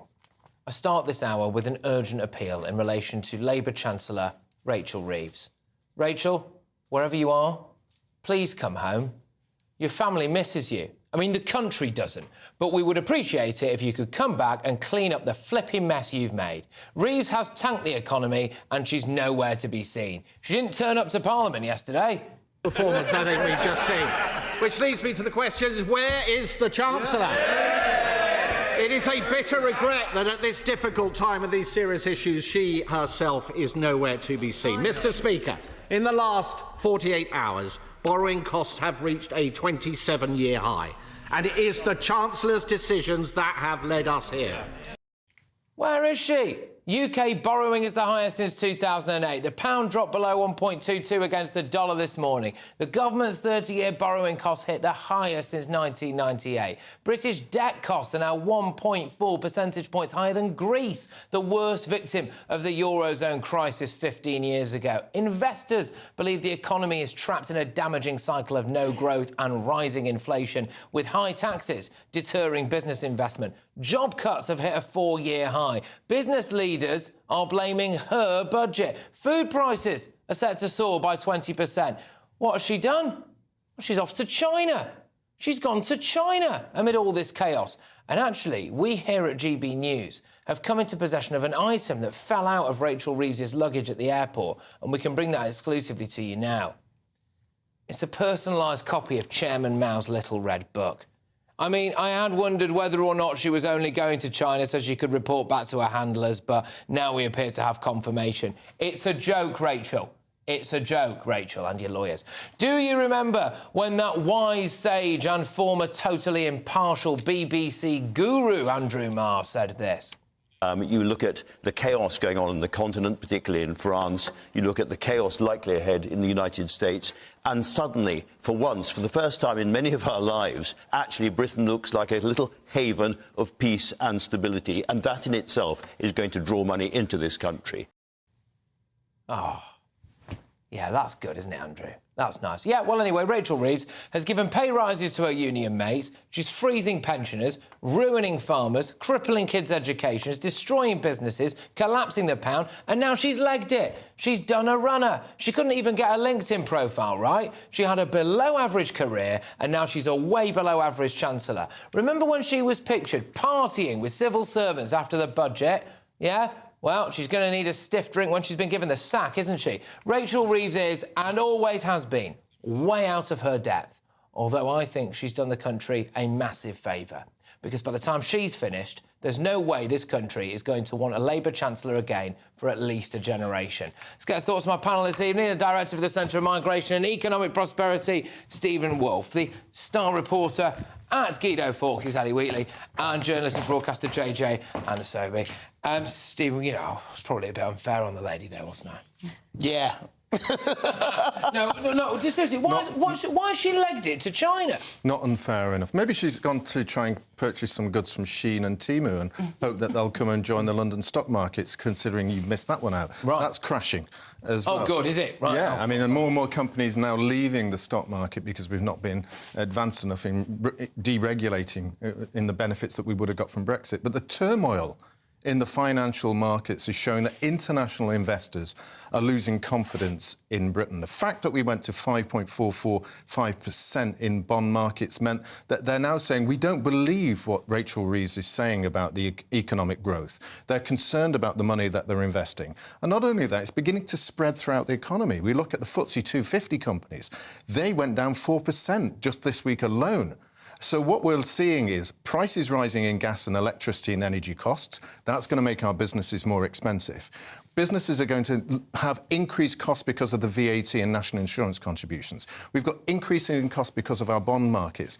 The economy is completely screwed. And when you use the Andrew Marsk words, we're in chaos, and chaos is being missed because she's in China. But in fairness, what Andrew Marr said at that time was truthful at that time, because thanks to Truss and the Tory government, that was the worst the economy's been in a century or whatever. No, it wasn't. So, yes, it was. Truss destroyed. 10-year gilt yields were up a full percentage higher than Truss. But Truss did destroy our economy. No, she didn't. Yes, she did. And the country... No, it's not. It dropped down. It dropped... I'll get one then. I'll get one then. It dropped down, and swiftly she was removed, and we bounced back. What Andrew Marr said at that time was correct at that time. He's not Mystic Meg, is he? He can't tell the future accurately, but what he said at the time was correct. The country felt like... lied to by... How much longer do you think Rachel Reeves has got left? Because this is dire straits. Yeah. Bloomberg are putting articles out there now saying that this is all going to pop. Yeah. She's off to China. She can't run away forever. This is a huge mistake from Rachel Reeves to flee to China, because when you're absent as a Chancellor, you create a vacuum. You know, markets thrive off rumour and gossip. Yeah. What a strong Chancellor would have done was stay in the UK, cancel the trip. She was, facing a lot of pressure to, as Guido has, been following and reporting on, and said, don't worry, we have a plan. Don't bet against us, otherwise you'll lose out. I mean, to be fair, if she had done that, she's lost most of her credibility anyway, as we were talking about earlier, as Guido revealed, another plug. But this is important. Yeah, but she argued that she'd never have had the job in the first place. Well, exactly. She said she was an economist at HBOS, but in fact she was working in the complaints team. Rather helpful experience now, I would argue. During the election campaign, she promised there were no, big tax hikes, and etc. Of course, but she'd have failed any compliance control over it. Let's look at what happens now. Okay, Yeah. So she's going to have to either cut public spending or raise taxes, and she's not cutting or break her fiscal rules, spooking the Treasury and she'll spook the markets again. What is really concerning about this is obviously she changed the rules from the OBR to be able to allow herself and the government to borrow more on different parameters. And what the markets are going to analyse this at the moment, I've been looking what Deutsche Bank have been saying, I've been looking what Goldman's have been saying on this, is that is actually deeply under pressure. And if they start getting this fiscal gap even more narrowed, then they'll have to say, right, we've got to ask for more money if we're going to lend it to you. Britain is in desperate debt because we're one of the top G7 countries that borrows more from financial markets across the globe, and without it, we don't survive. Does she have to go? Does she have to resign? Does she have to be sacked? I think Starmer will give her a chance to turn it around, and that may mean she has to completely throw whatever she said out the window and do a complete U-turn, which her boss is used to doing himself. Sources in and around the Cabinet Office are all saying this is make or break territory. They've lost the plot. There is serious unrest within the party about Rachel Reeves, and it's not looking like it's going to get any better for her. Let's think about this, right? So this was Keir Starmer's top team. So you've got Tulip Sadiq, bitter hot water, she denies any wrongdoing. You've got Angela Rayner, not necessarily the best out. There's a story today about her using civil service to help clean her house out, isn't there? You've got old David Lammy. What's he engaging in now? Progressive realism on the international stage. Fantastic. I'm sure that everyone's dead happy about that, especially Putin and Xi Jinping. So this is his top team that he's got at the moment. Flipping Yvette Cooper, good grief. You've got, Jess Phillips, she's in hot water. Who do you replace Rachel Reeves with? Don't forget Hogwarts Darren Jones. You can replace him with him. Has he had a day in business? Maybe he has. I don't know. Has he? I don't know. He might have had a job. Wes Streeting has he had a job? Much better communications, to be fair. I mean, Rachel Reeves is terrible. Just running away. She looks absolutely, sour all the time. I mean, I don't know. Or but maybe even there's one idea that's been floating around: bring back Gordon Brown. You could do a Lord Cameron. Well, don't forget after the gold market when we had the brown bottom. So there we go. That's what it said. I was talking about markets. but seriously, how much worse do you think this could get? Because the concern is that. For Labour, I imagine that, all right, for all of this Truss stuff, they are now polishing Truss's reputation. They are. Yeah. And so people thought that was unpolishable. Yeah. For quite a while. Yeah. And so we are where we are in that sense now. Is this something that people will look at and go, well, hang on a minute, those two people there actually haven't got a clue what they haven't got a clue what they're doing, and we need them out as quickly as possible? I think if Starmer is as ruthless as he's supposed to be, he should just get rid of Reeves, bring in a new Chancellor, and the new Chancellor says, I disagree with everything that was done previously. I'm going to give the elderly back their money so they can heat themselves, and we're going to change this, and we're going to just to please the markets, just get things stable, to try and win back some public favour. Because at the moment, even as a Labour supporter myself, taking away money from the elderly so they're going to potentially freeze to death was the point of no return for them. Yeah. They've got to fix that. And she's given whopping great big pay rises to the public sector. Yeah, they're all factored in by the markets. The markets will consider that as saying increasing state costs, the public sector. And when one has to balance, how do we pay from that? And as I mentioned before, the way that we pay for that is by borrowing money from the international markets to pay for our public services. That's been part of Labour's plan. And now the markets are saying we don't actually agree with this because you're not injecting any growth into the economy, you're actually making it worse. Yeah, and of course what's happening towards the end of this month is that people are going to be filling in their self-assessment forms, they're going to be going paying tax. And that for the most part, is backdated for a year. So they're going to be thinking, good grief, I'm paying this much now, what am I going to be paying after a year of Labour? The realisation, when you see it literally come out of your bank account, is going to start to set in for people, isn't it? Small businesses, we've also... Other things I could have added on the list there. I mean, retailers are letting people go. Yeah. There's terrible footfall. In April, I've been speaking to a number of businesses in retail businesses and pub sector. April for them is the deeply concerning time because that's when business rates quadruple for many of them. I talked to a number of pubs, for example, that said they're going to have to find £40,000 to £50,000 per pub just to survive I'll have to fall off a wagon for that. Yeah, so we'll have to drink an awful lot. Yeah. Like we got a penny off a pint, though. Well, I need to drink 5,000 to be able to help. But that's what you're going to face, and that's where they're saying this is when you're going to get serious unemployment. When Starmer said he was for the working man and the working people, it seems to be the working people who are getting screwed. Just practically speaking, about going back to the fact that she's now in China, you look, Starmer's spent the equivalent of a working month in the air so far. Another Guido calculation. Another Guido calculation. Synergy. You should have your own show. So he spent a month or so in the air. Rachel Reeves is now in China now there. at this exact crisis point. Now, is it almost, do you think, as though they are scared of coming into contact with the British public? Yes, absolutely. She's running away. I mean, she's vastly unpopular with the public. So is Starmer. I mean, there was a poll that came out the other day that just showed that Musk was more popular in Britain than Starmer was, and, you know, etc. And so I don't think she can come back from this. For me, it's not a question about when will she go. If she'll go. It's when. Yeah. Do you think she's way out of her depth and she's been found out? No, I don't think she's way out of her depth and been found out. I think she had good intentions and she hasn't been able to pull it off. In the same way that Liz Truss had good intentions and thought this is going to fix things, and the plan didn't come off. But I don't think she's out of her depth. I think the markets haven't reacted as they should have done. What do you think? Is she out of her depth or is it the market? If you want to say it's the market, naughty market. naughty slap their wrist, to be honest. You know, the markets that are trying to protect your pensions and the insurance businesses that are coming, they're not stupid. Yes, they are into profit-making business. Yes, they see an opportunity here of getting bonds at higher rates, but they wouldn't be able to achieve that if they didn't see that the person running our economy, making those decisions, is making huge mistakes and cannot roll back. But there needs to be a real thing. But just one thing about Rachel Reeves. She is making mistakes, but at the end of the day, the same people in the Treasury that have factored in mass immigration as being positive for this economy are all supporting her too. If she goes, so should most in the Treasury. Wow, that's you remember when they were running pre-election, Rachel Reeves was being hailed by everyone. Business leaders were meeting her and saying she's fantastic. She passed the sniff test. Exactly. Exactly. Everyone said she was great. I know nothing about business and budgets, but they all said she's fantastic. This is the one we need. And the Labour Party were totally reliant on her when they were in opposition, and they thought if she was a success, you know, then the party would be a success. Obviously, we've seen. But then you've seen what they've actually put into the policies, and now they're seeing what it really means for their bottom line, and the bottom line is terrible. And we are going to see a worst scenario in our economy over there's no headroom. People are being squeezed now. People are being squeezed, and people feel as though they cannot, and I think they're right about this, cannot pay any more tax, and won't do when they see where that tax money is going. That's the other aspect to it. When you draw your curtains, you see Margaret Hotel at the end of your road, or you see whatever, and you've got potholes everywhere, and your bins are only being collected once a month, and all of this. So you think, why the heck am I paying this amount of tax? But Patrick, can't get a GP's appointment. Patrick, where can people get money from now, though? Well, all the millionaires are leaving, so they're not paying. Yeah, tax. exactly. Anyway, there we go. Right, anyway, right, and on that note, I said to work.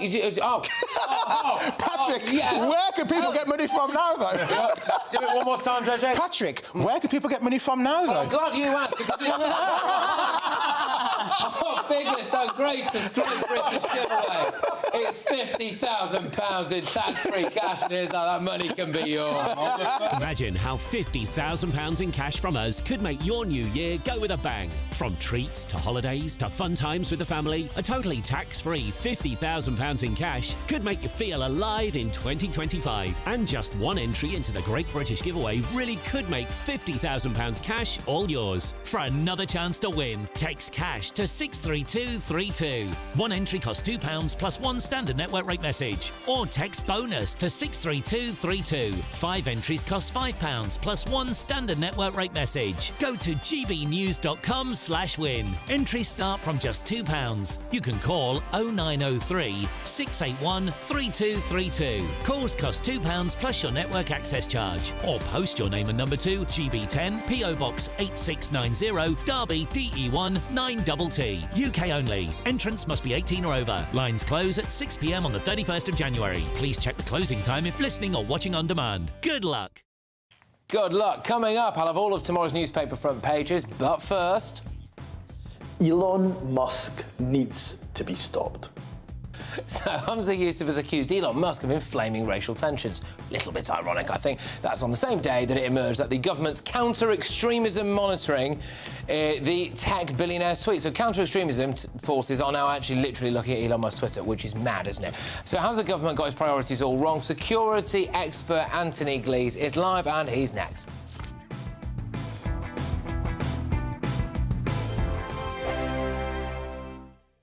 If you want your news to be straight talking... This is a nightmare for the Conservatives again. Down to earth. It's not just Nottingham where this is happening, is it? And most importantly, honest. Hard-working, middle-class taxpayers, they'll get the book thrown at them. Then catch me, Martin Daubney, Monday to Friday, 3 till 6 p.m. on GB News, Britain's news channel.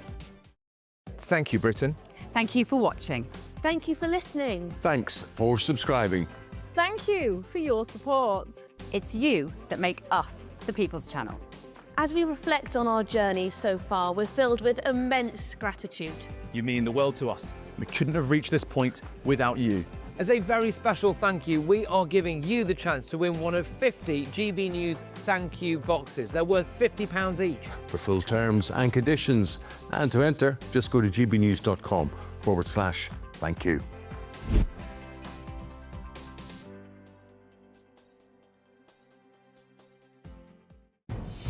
Good afternoon, Britain. Weekdays from midday. Teenage girls are out drinking their male peers in the UK at a greater rate than any other European country. Yes, more than a third of 15-year-old girls in the UK report getting repeatedly drunk, compared to less than a quarter of boys the same age.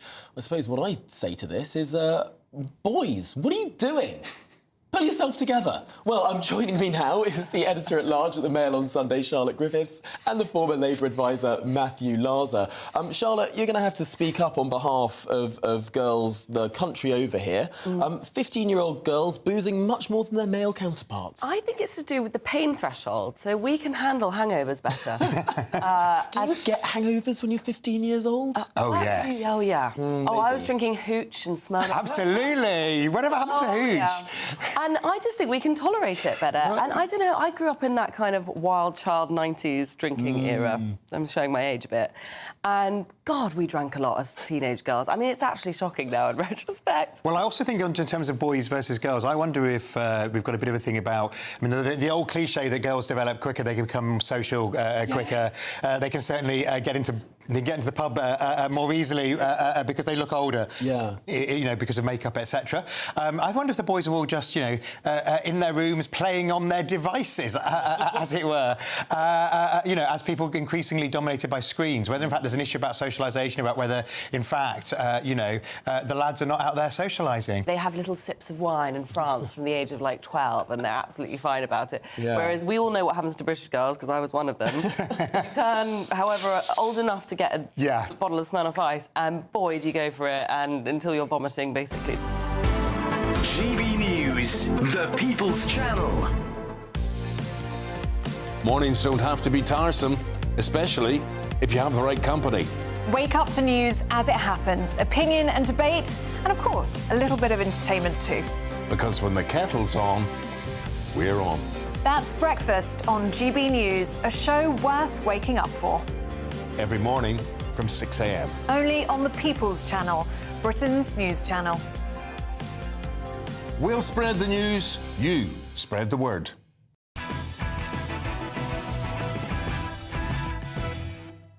Welcome back to Patrick Christys tonight. Coming up, I've got all of tomorrow's newspaper front pages. Can I just say there has been quite a big fallout to this Nigel Farage issue, where he appeared to maybe say that he was willing for Shamima Begum to come home. We've got an update on that for you, and I'm going to tell you that in a few minutes' time. But first, the Home Office has sparked outrage after it emerged that the government's counter-extremism unit has been assessing the risk posed to Britain by Elon Musk's tweets.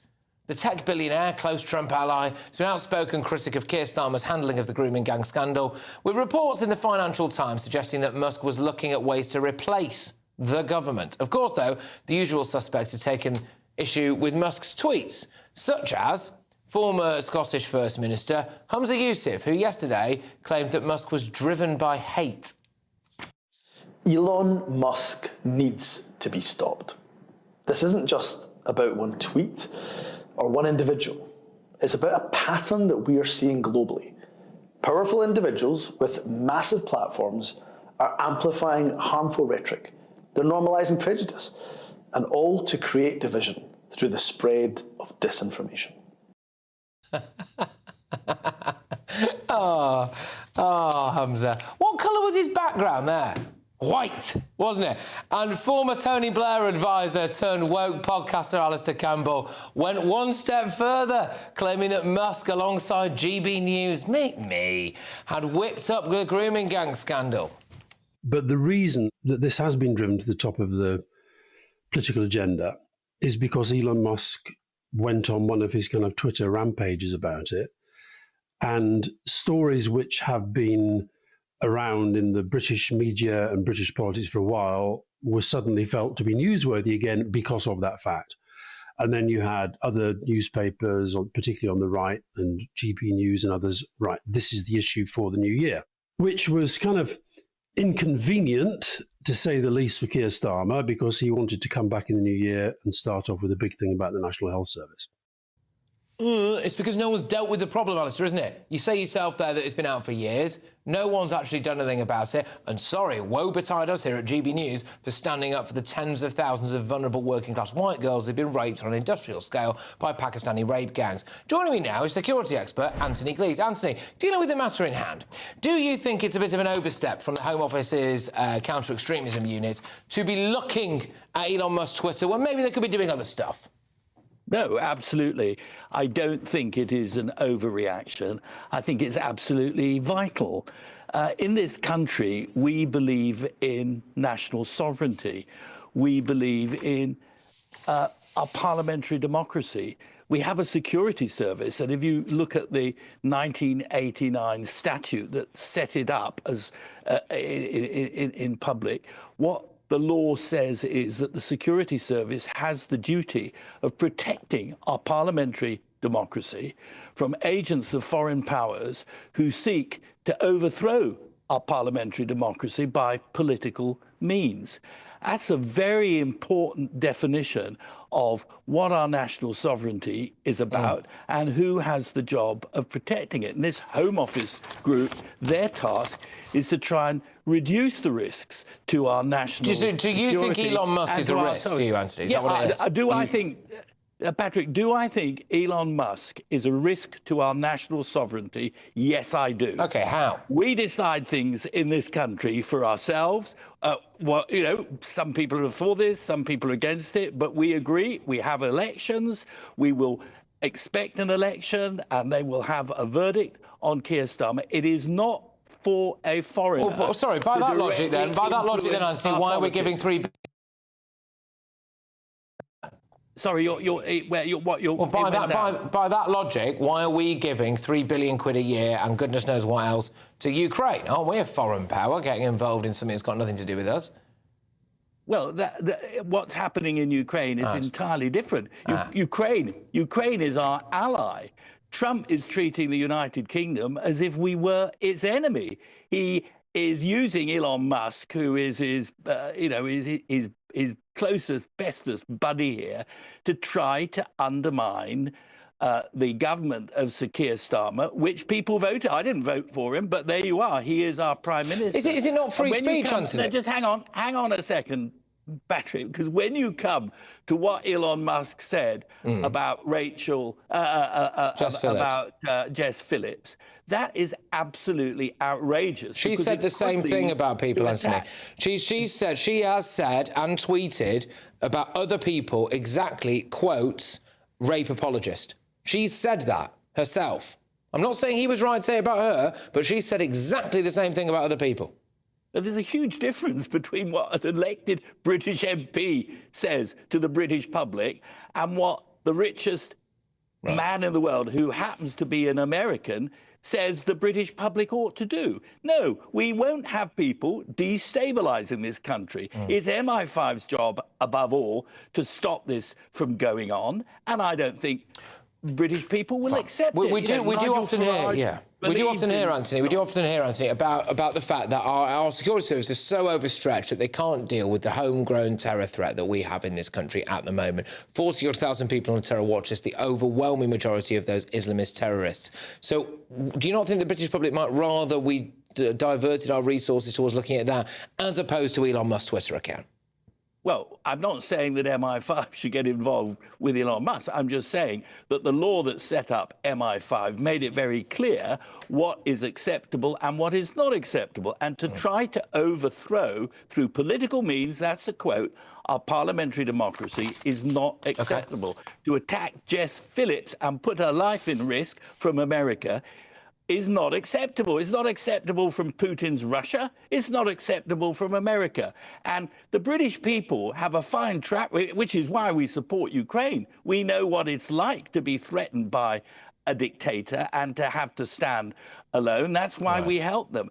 The idea that Elon Musk can interfere in our politics is out, and he needs to be told. And I think most British people want that. We believe in sovereignty. Well, it's interesting because we did a poll exclusively last night on GB News that 76%, I think it was, the British public wanted an inquiry. I think 77% as well wanted more deportations, both of which Keir Starmer's not delivering. The other aspect is there was an opinion poll. You have to take these with a pinch of salt, Anthony, of course you do, but that Elon Musk was more popular than Keir Starmer and Rachel Reeves. But I take your point. I think we maybe slightly disagree on it, but I take your point, and I will always be very grateful for anyone who's willing to come on at 10:30 on a Friday night onto my show. So thank you very much. Anthony Glees there, security expert. You take care.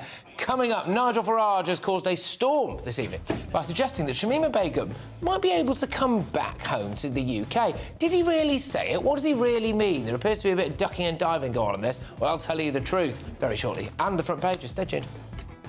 This Saturday at 8 p.m, tune in to a GB News Investigates documentary as we tell the full story of the grooming gang scandal. My childhood has been stolen.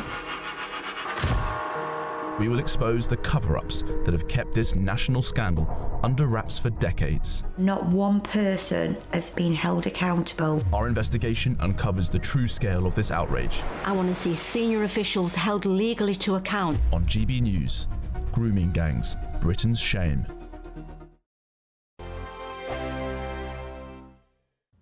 Time for your latest weather update from the Met Office here on GB News. A very good evening to you. Temperatures falling sharply out there at the moment, leading to a very frosty start to the weekend. Many of us will have a dry weekend thanks to high pressure. But although the pressure's high, the temperatures are going to be low. Under this high pressure, clear skies and light winds, meaning temperatures likely to get to minus double digits, minus teens across parts of northern England and Scotland. Not quite so cold further west. There's a weather front here. It's been bringing a little bit of rain to South Wales, southwest England, and it'll bring a bit more to parts of Northern Ireland through the night. But it also means here temperatures will be lifting, maybe some snow over the hills, but mostly it'll be rain and drizzle. Elsewhere it's dry. Fog is going to thicken up through the night. The Welsh marches across the Midlands, parts of East Anglia, Lincolnshire too. So be aware of that because it could last for much of the day. Not as cold in the morning across the southwest and southwest Wales. Outbreaks of rain for Northern Ireland. Dull, damp, drizzly start here, but it should turn brighter through the day because this rain's going to creep into western Scotland. Again, here, not as cold first thing in the morning, but where there's snow lying on the ground over the Cairngorms, we could be as low as -15 or -16 Celsius. So a cold start. Potentially a little icy in places. The fog is likely to stick over parts of the Midlands and East Anglia, but it will be very patchy in nature. The rain also fairly patchy in nature as it trickles towards western Scotland, North Wales and northwest England. As I said, it'll turn a bit brighter in Northern Ireland. Many places fine and sunny. Temperatures, though, still struggling in the east. 2 or 3 degrees. Where the fog sticks, we probably won't get above freezing. And temperatures will be back down below freezing across much of England and Wales Sunday morning. Again, some dense patches of fog around. Bit of a switch, though, for the northwest. A more active weather front coming in here, bringing a bit more rain and a strengthening wind. And look at where the wind's coming from now. The south, bringing milder air, but it'll still be pretty cold across the south. This is Britain's Newsroom, where your voice matters. It's just astonishing. With expert analysis and honest opinion, we don't just keep you informed. We bring you unique perspectives you won't see anywhere else. Can't argue with any of that. When the news happens, it happens here. On Britain's Newsroom, weekdays from 9:30 a.m. Only on GB News. In the GB Newsroom, we bring you the news as it happens. With our team of dedicated journalists across the UK, we're ready to keep you up to date with what's happening every half an hour, every single day. Bulletins here on GB News, the People's Channel, Britain's news channel. Join me, Nana Akwe, for an informative, interactive news programme with a difference. It's fun. No, he didn't say that, Dave. I'm so surprised. I think there's an element of truth to that. Join me from 3 p.m. every weekend, only on GB News, Britain's news channel.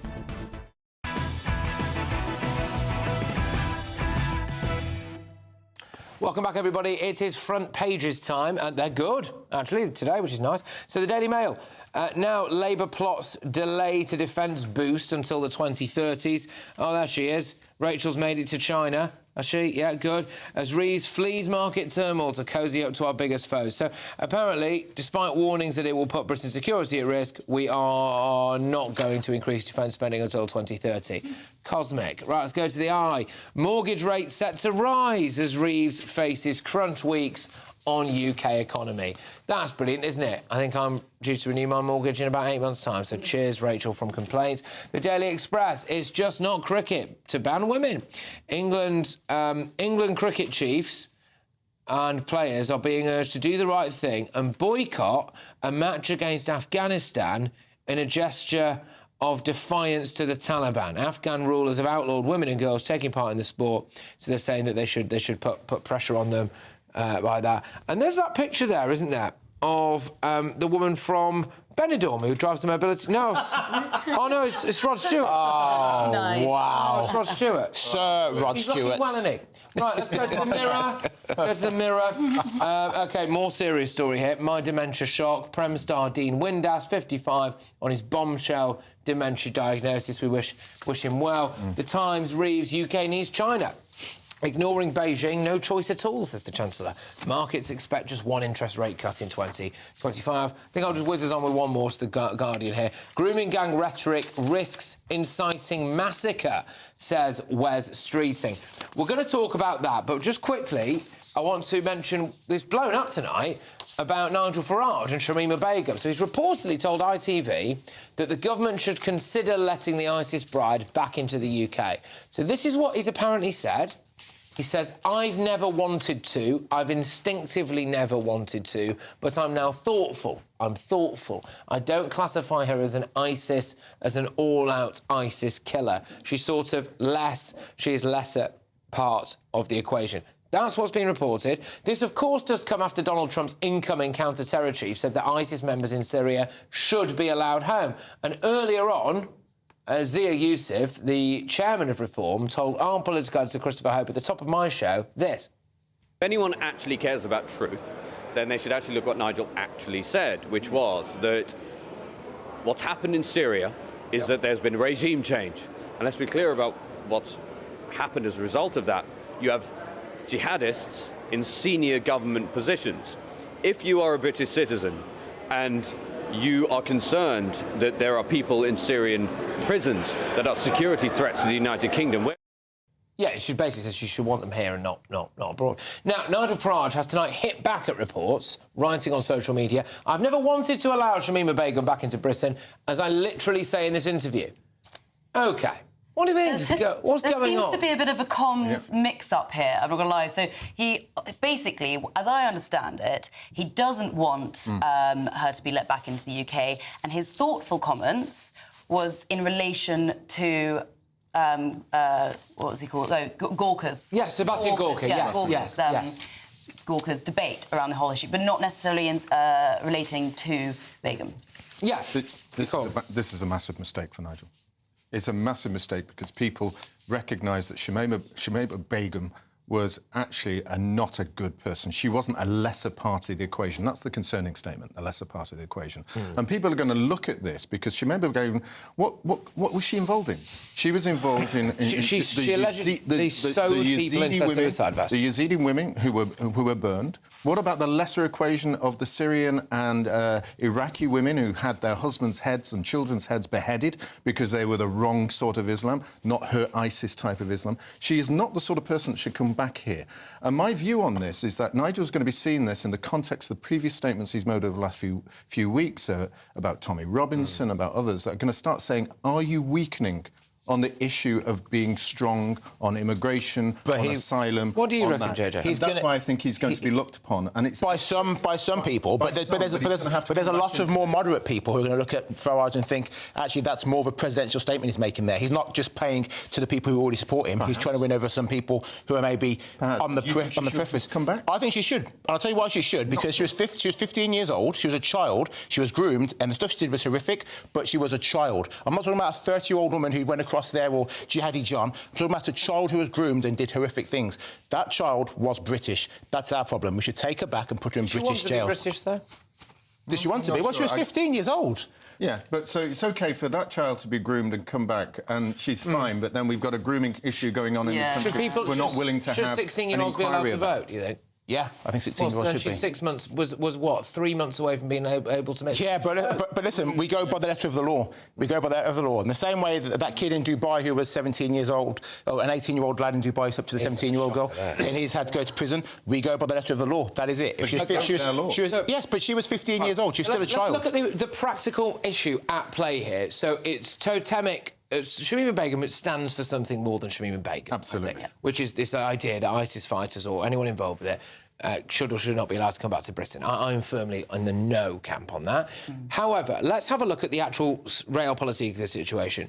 We now have gone from Bashar al-Assad in Syria to just like an outright jihadi, really. Yep. Is there an argument, which appears to be one that's being made by the likes of Seb Gorka and potentially now Nigel Farage, that we are better served by having British national terrorists here in our prisons than just, well, potentially free to roam around Syria or wherever else? No. Absolutely not. This goes to something... A, we don't have absolutely the space. B, we don't know who we're coming in. C, we're opening the doors. But this actually strikes me as something a little bit more strange about why we're suddenly saying these people are ISIS, we can allow them to come back. What we do know is that the American security services have been helping this group to take down Assad. So is this going actually something a little bit more? Is it a bit deeper? Is it actually saying to these people, look, we'll now create an environment in which you'll be accepted? But that's a conspiracy theory, isn't it? The conspiracy theory is not that we know that America was helping them to take down Assad. Yeah, but America and Britain have helped regimes across the world. Barack Obama helped overthrow an elected Ukrainian president. We did the same with Saddam Hussein. We know who Shamima Begum is. We know who Shamima Begum is. We know who she is. We know her background. She's not some stranger we're letting him in. You're saying we don't know. Many. If she comes, so will others. Yeah, there is. That's the one I'm worried about. Look, if they're British, then bring them back and retry them.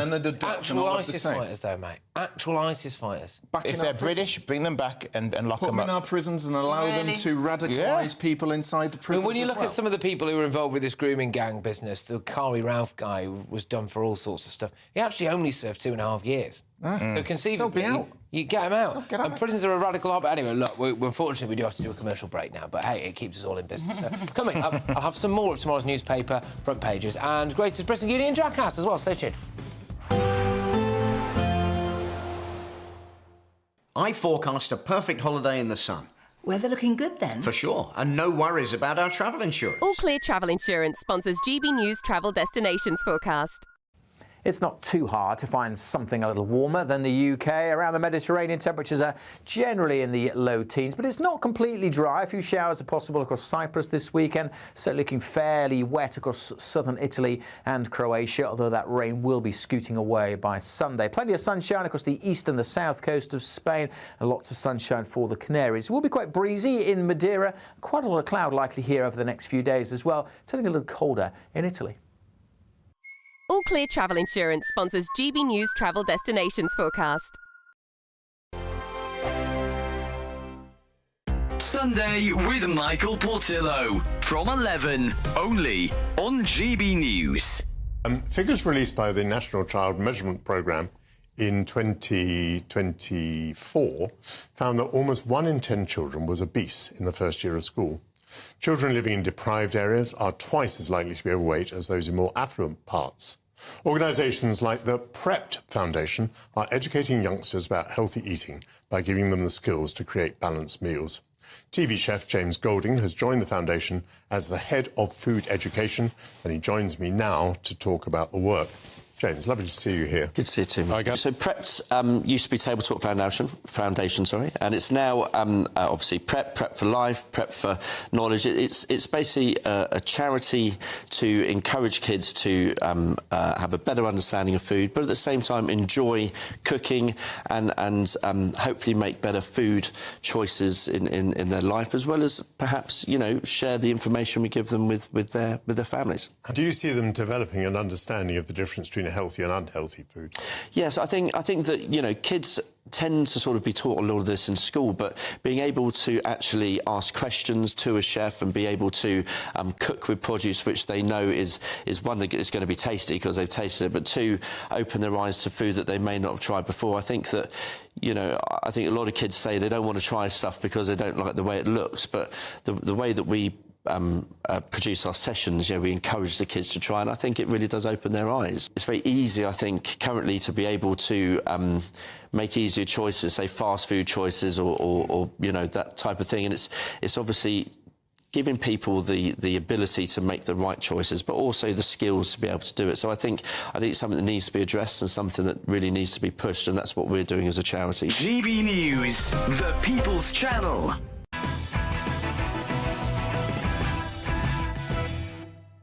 Welcome back to Patrick Christys tonight. Sensational front page on the front of tomorrow's Sun newspaper. Sex tape Prem-ace arrested on pitch.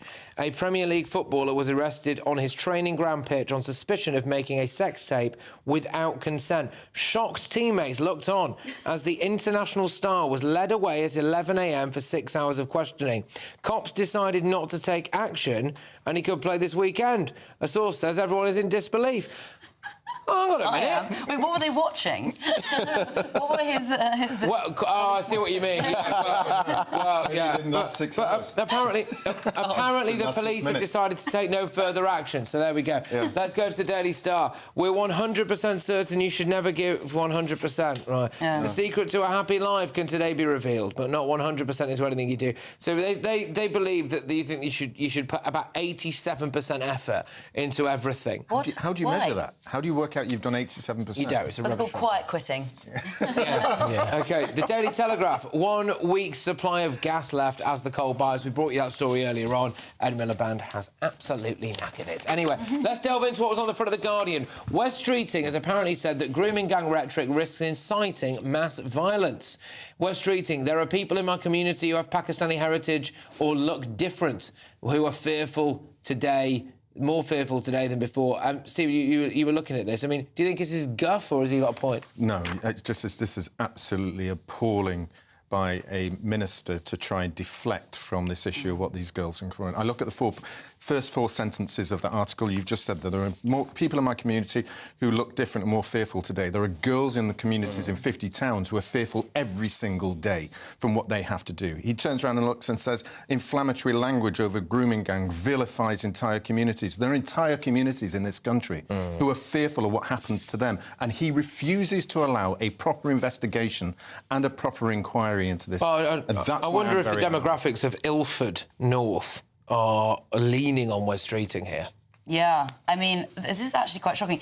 Criticising well-meaning but ultimately fundamentally misguided and warped views of political correctness, obviously in relation to saying that they're Pakistani grooming gangs. I mean, I'm actually quite shocked by this, because Wes is usually quite sound on these sort of issues. But it comes to the point that a public inquiry, which 76% of the public back, would probably help qualm these sort of things online, on Twitter, etc., or X, we have to call it now. Yeah.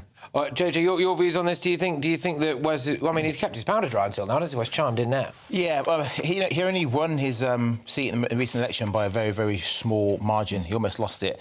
I think he is. I think it's possible for both things to be true. Yes, what happened to those girls and grooming gangs was terrible, and yes, there is rhetoric spreading on X that is making it seem as if every Pakistani person in the country is responsible for it, and they're not. All right, now, we're going to have to be quite quick with this, so keep it snappy. Greatest Britain Union Jackass. Greatest Britain, please, Stephen. I think Rupert Lowe's this week for his statement in Parliament. OK, yeah, and that, in relation to what he said about grooming gangs. About the grooming gangs, just listing very carefully, very precisely what the government needs to do to quell this. All right, go on. Gaia Cooper, who's been really amazing in the fact that she shared her story about being a survivor of a grooming gang, aged 14, and now she's using her voice to call on Starmer to hold a public inquiry, whilst also saying that Musk and Tommy Robinson are making it all about themselves, which they shouldn't be doing. Yeah. All right, go on then, JJ. Donald Trump, he was able to charm Obama. Yeah, honorary. All right. Honorary. He charmed Barack Obama. That was actually quite... So there you go. If Obama's OK with Trump, so can I be. That was good. That side-eye from Tommy Howard. Oh, my God. OK, it's going to be Gaia Cooper this week as Greatest Britain. So thank you very much for raising that again on this show. Union Jackass, please. And I would do the same debate with Rupert Lowe, but Sarah Champion, the MP for Labour, who almost fell in tears at him actually raising these questions. Remarkable, given that she's one of the ones who she put it out on the front page of The Sun, you know, grooming gangs in Market Street, and it all went very quiet, didn't it? She did. Sarah Champion. And she's now saying that her ICSA report did it, and if you read the 198 pages, it doesn't deal with this at all. Honorary again, Mark Carney, from enthusiastically backing Rachel Reeves, trying and failing to stop Brexit, and now he's attempting to bring Reeves economics over to Canada and you know, eyeing up a bid to be the next Prime Minister. There we go. Go on, JJ, quickly. Sean Dyche, be just because he's been rubbish as a manager and he got sacked. Sorry, Sean. So, I was saying, David Moyes is back in charge of Everton. We've got a Labour government. You'd be forgiven for thinking we've gone back in charge. Anyway, well done, guys. So today's Union Jackass, I think it's going to be... probably Sarah Champion, actually, I think. OK, so I think we're probably just about out of time. Headliners is up next, though. They're going to be having a more detailed look at all of tomorrow's newspaper front pages. It's a really good set there today, so make sure that you do keep it GB News for the next hour or so, because there's a heck of a lot for them to go at. I would really like to thank all of you guys. Thank you. And thank you very much to everybody who's been watching and listening at home. I will see you next week at 9 p.m. on Monday. And we've got Paul from Headliners here. Good lad. Go on, what's on? Hi, Patrick. Yeah, I'm hosting. I'm hosting largely because Josh is still recovering from the debate on your show earlier.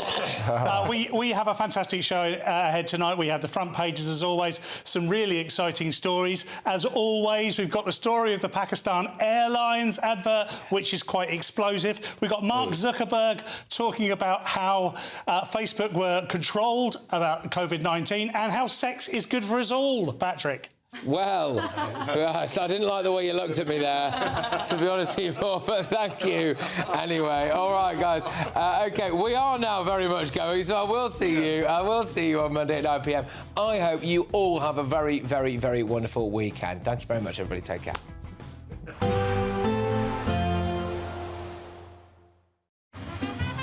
Despite the morning rain, it'll be a nice, warm, cosy day ahead. Boxed heat pumps, sponsors of weather on GB News.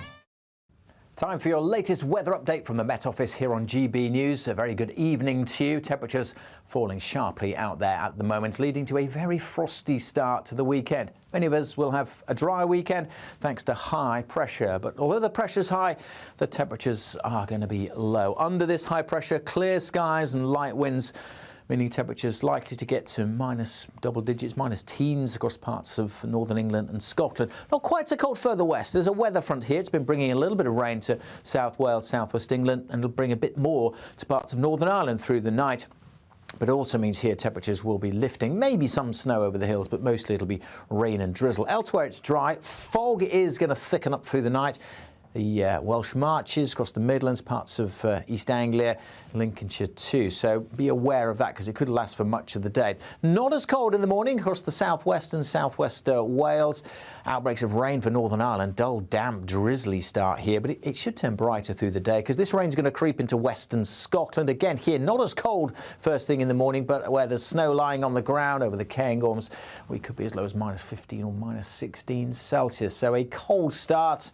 Potentially a little icy in places. The fog is likely to stick over parts of the Midlands and East Anglia, but it will be very patchy in nature. The rain also fairly patchy in nature as it trickles towards western Scotland, North Wales and northwest England. As I said, it'll turn a bit brighter in Northern Ireland. Many places fine and sunny. Temperatures, though, still struggling in the east. 2 or 3 degrees. Where the fog sticks, we probably won't get above freezing. And temperatures will be back down below freezing across much of England and Wales Sunday morning. Again, some dense patches of fog around. Bit of a switch, though, for the northwest. A more active weather front coming in here, bringing a bit more rain and a strengthening wind. And look at where the wind's coming from now. The south bringing milder air, but it'll still be pretty cold across the south. There will be a light breeze in the morning, leading to a warm front. Boxed heat pumps, sponsors of weather on GB News.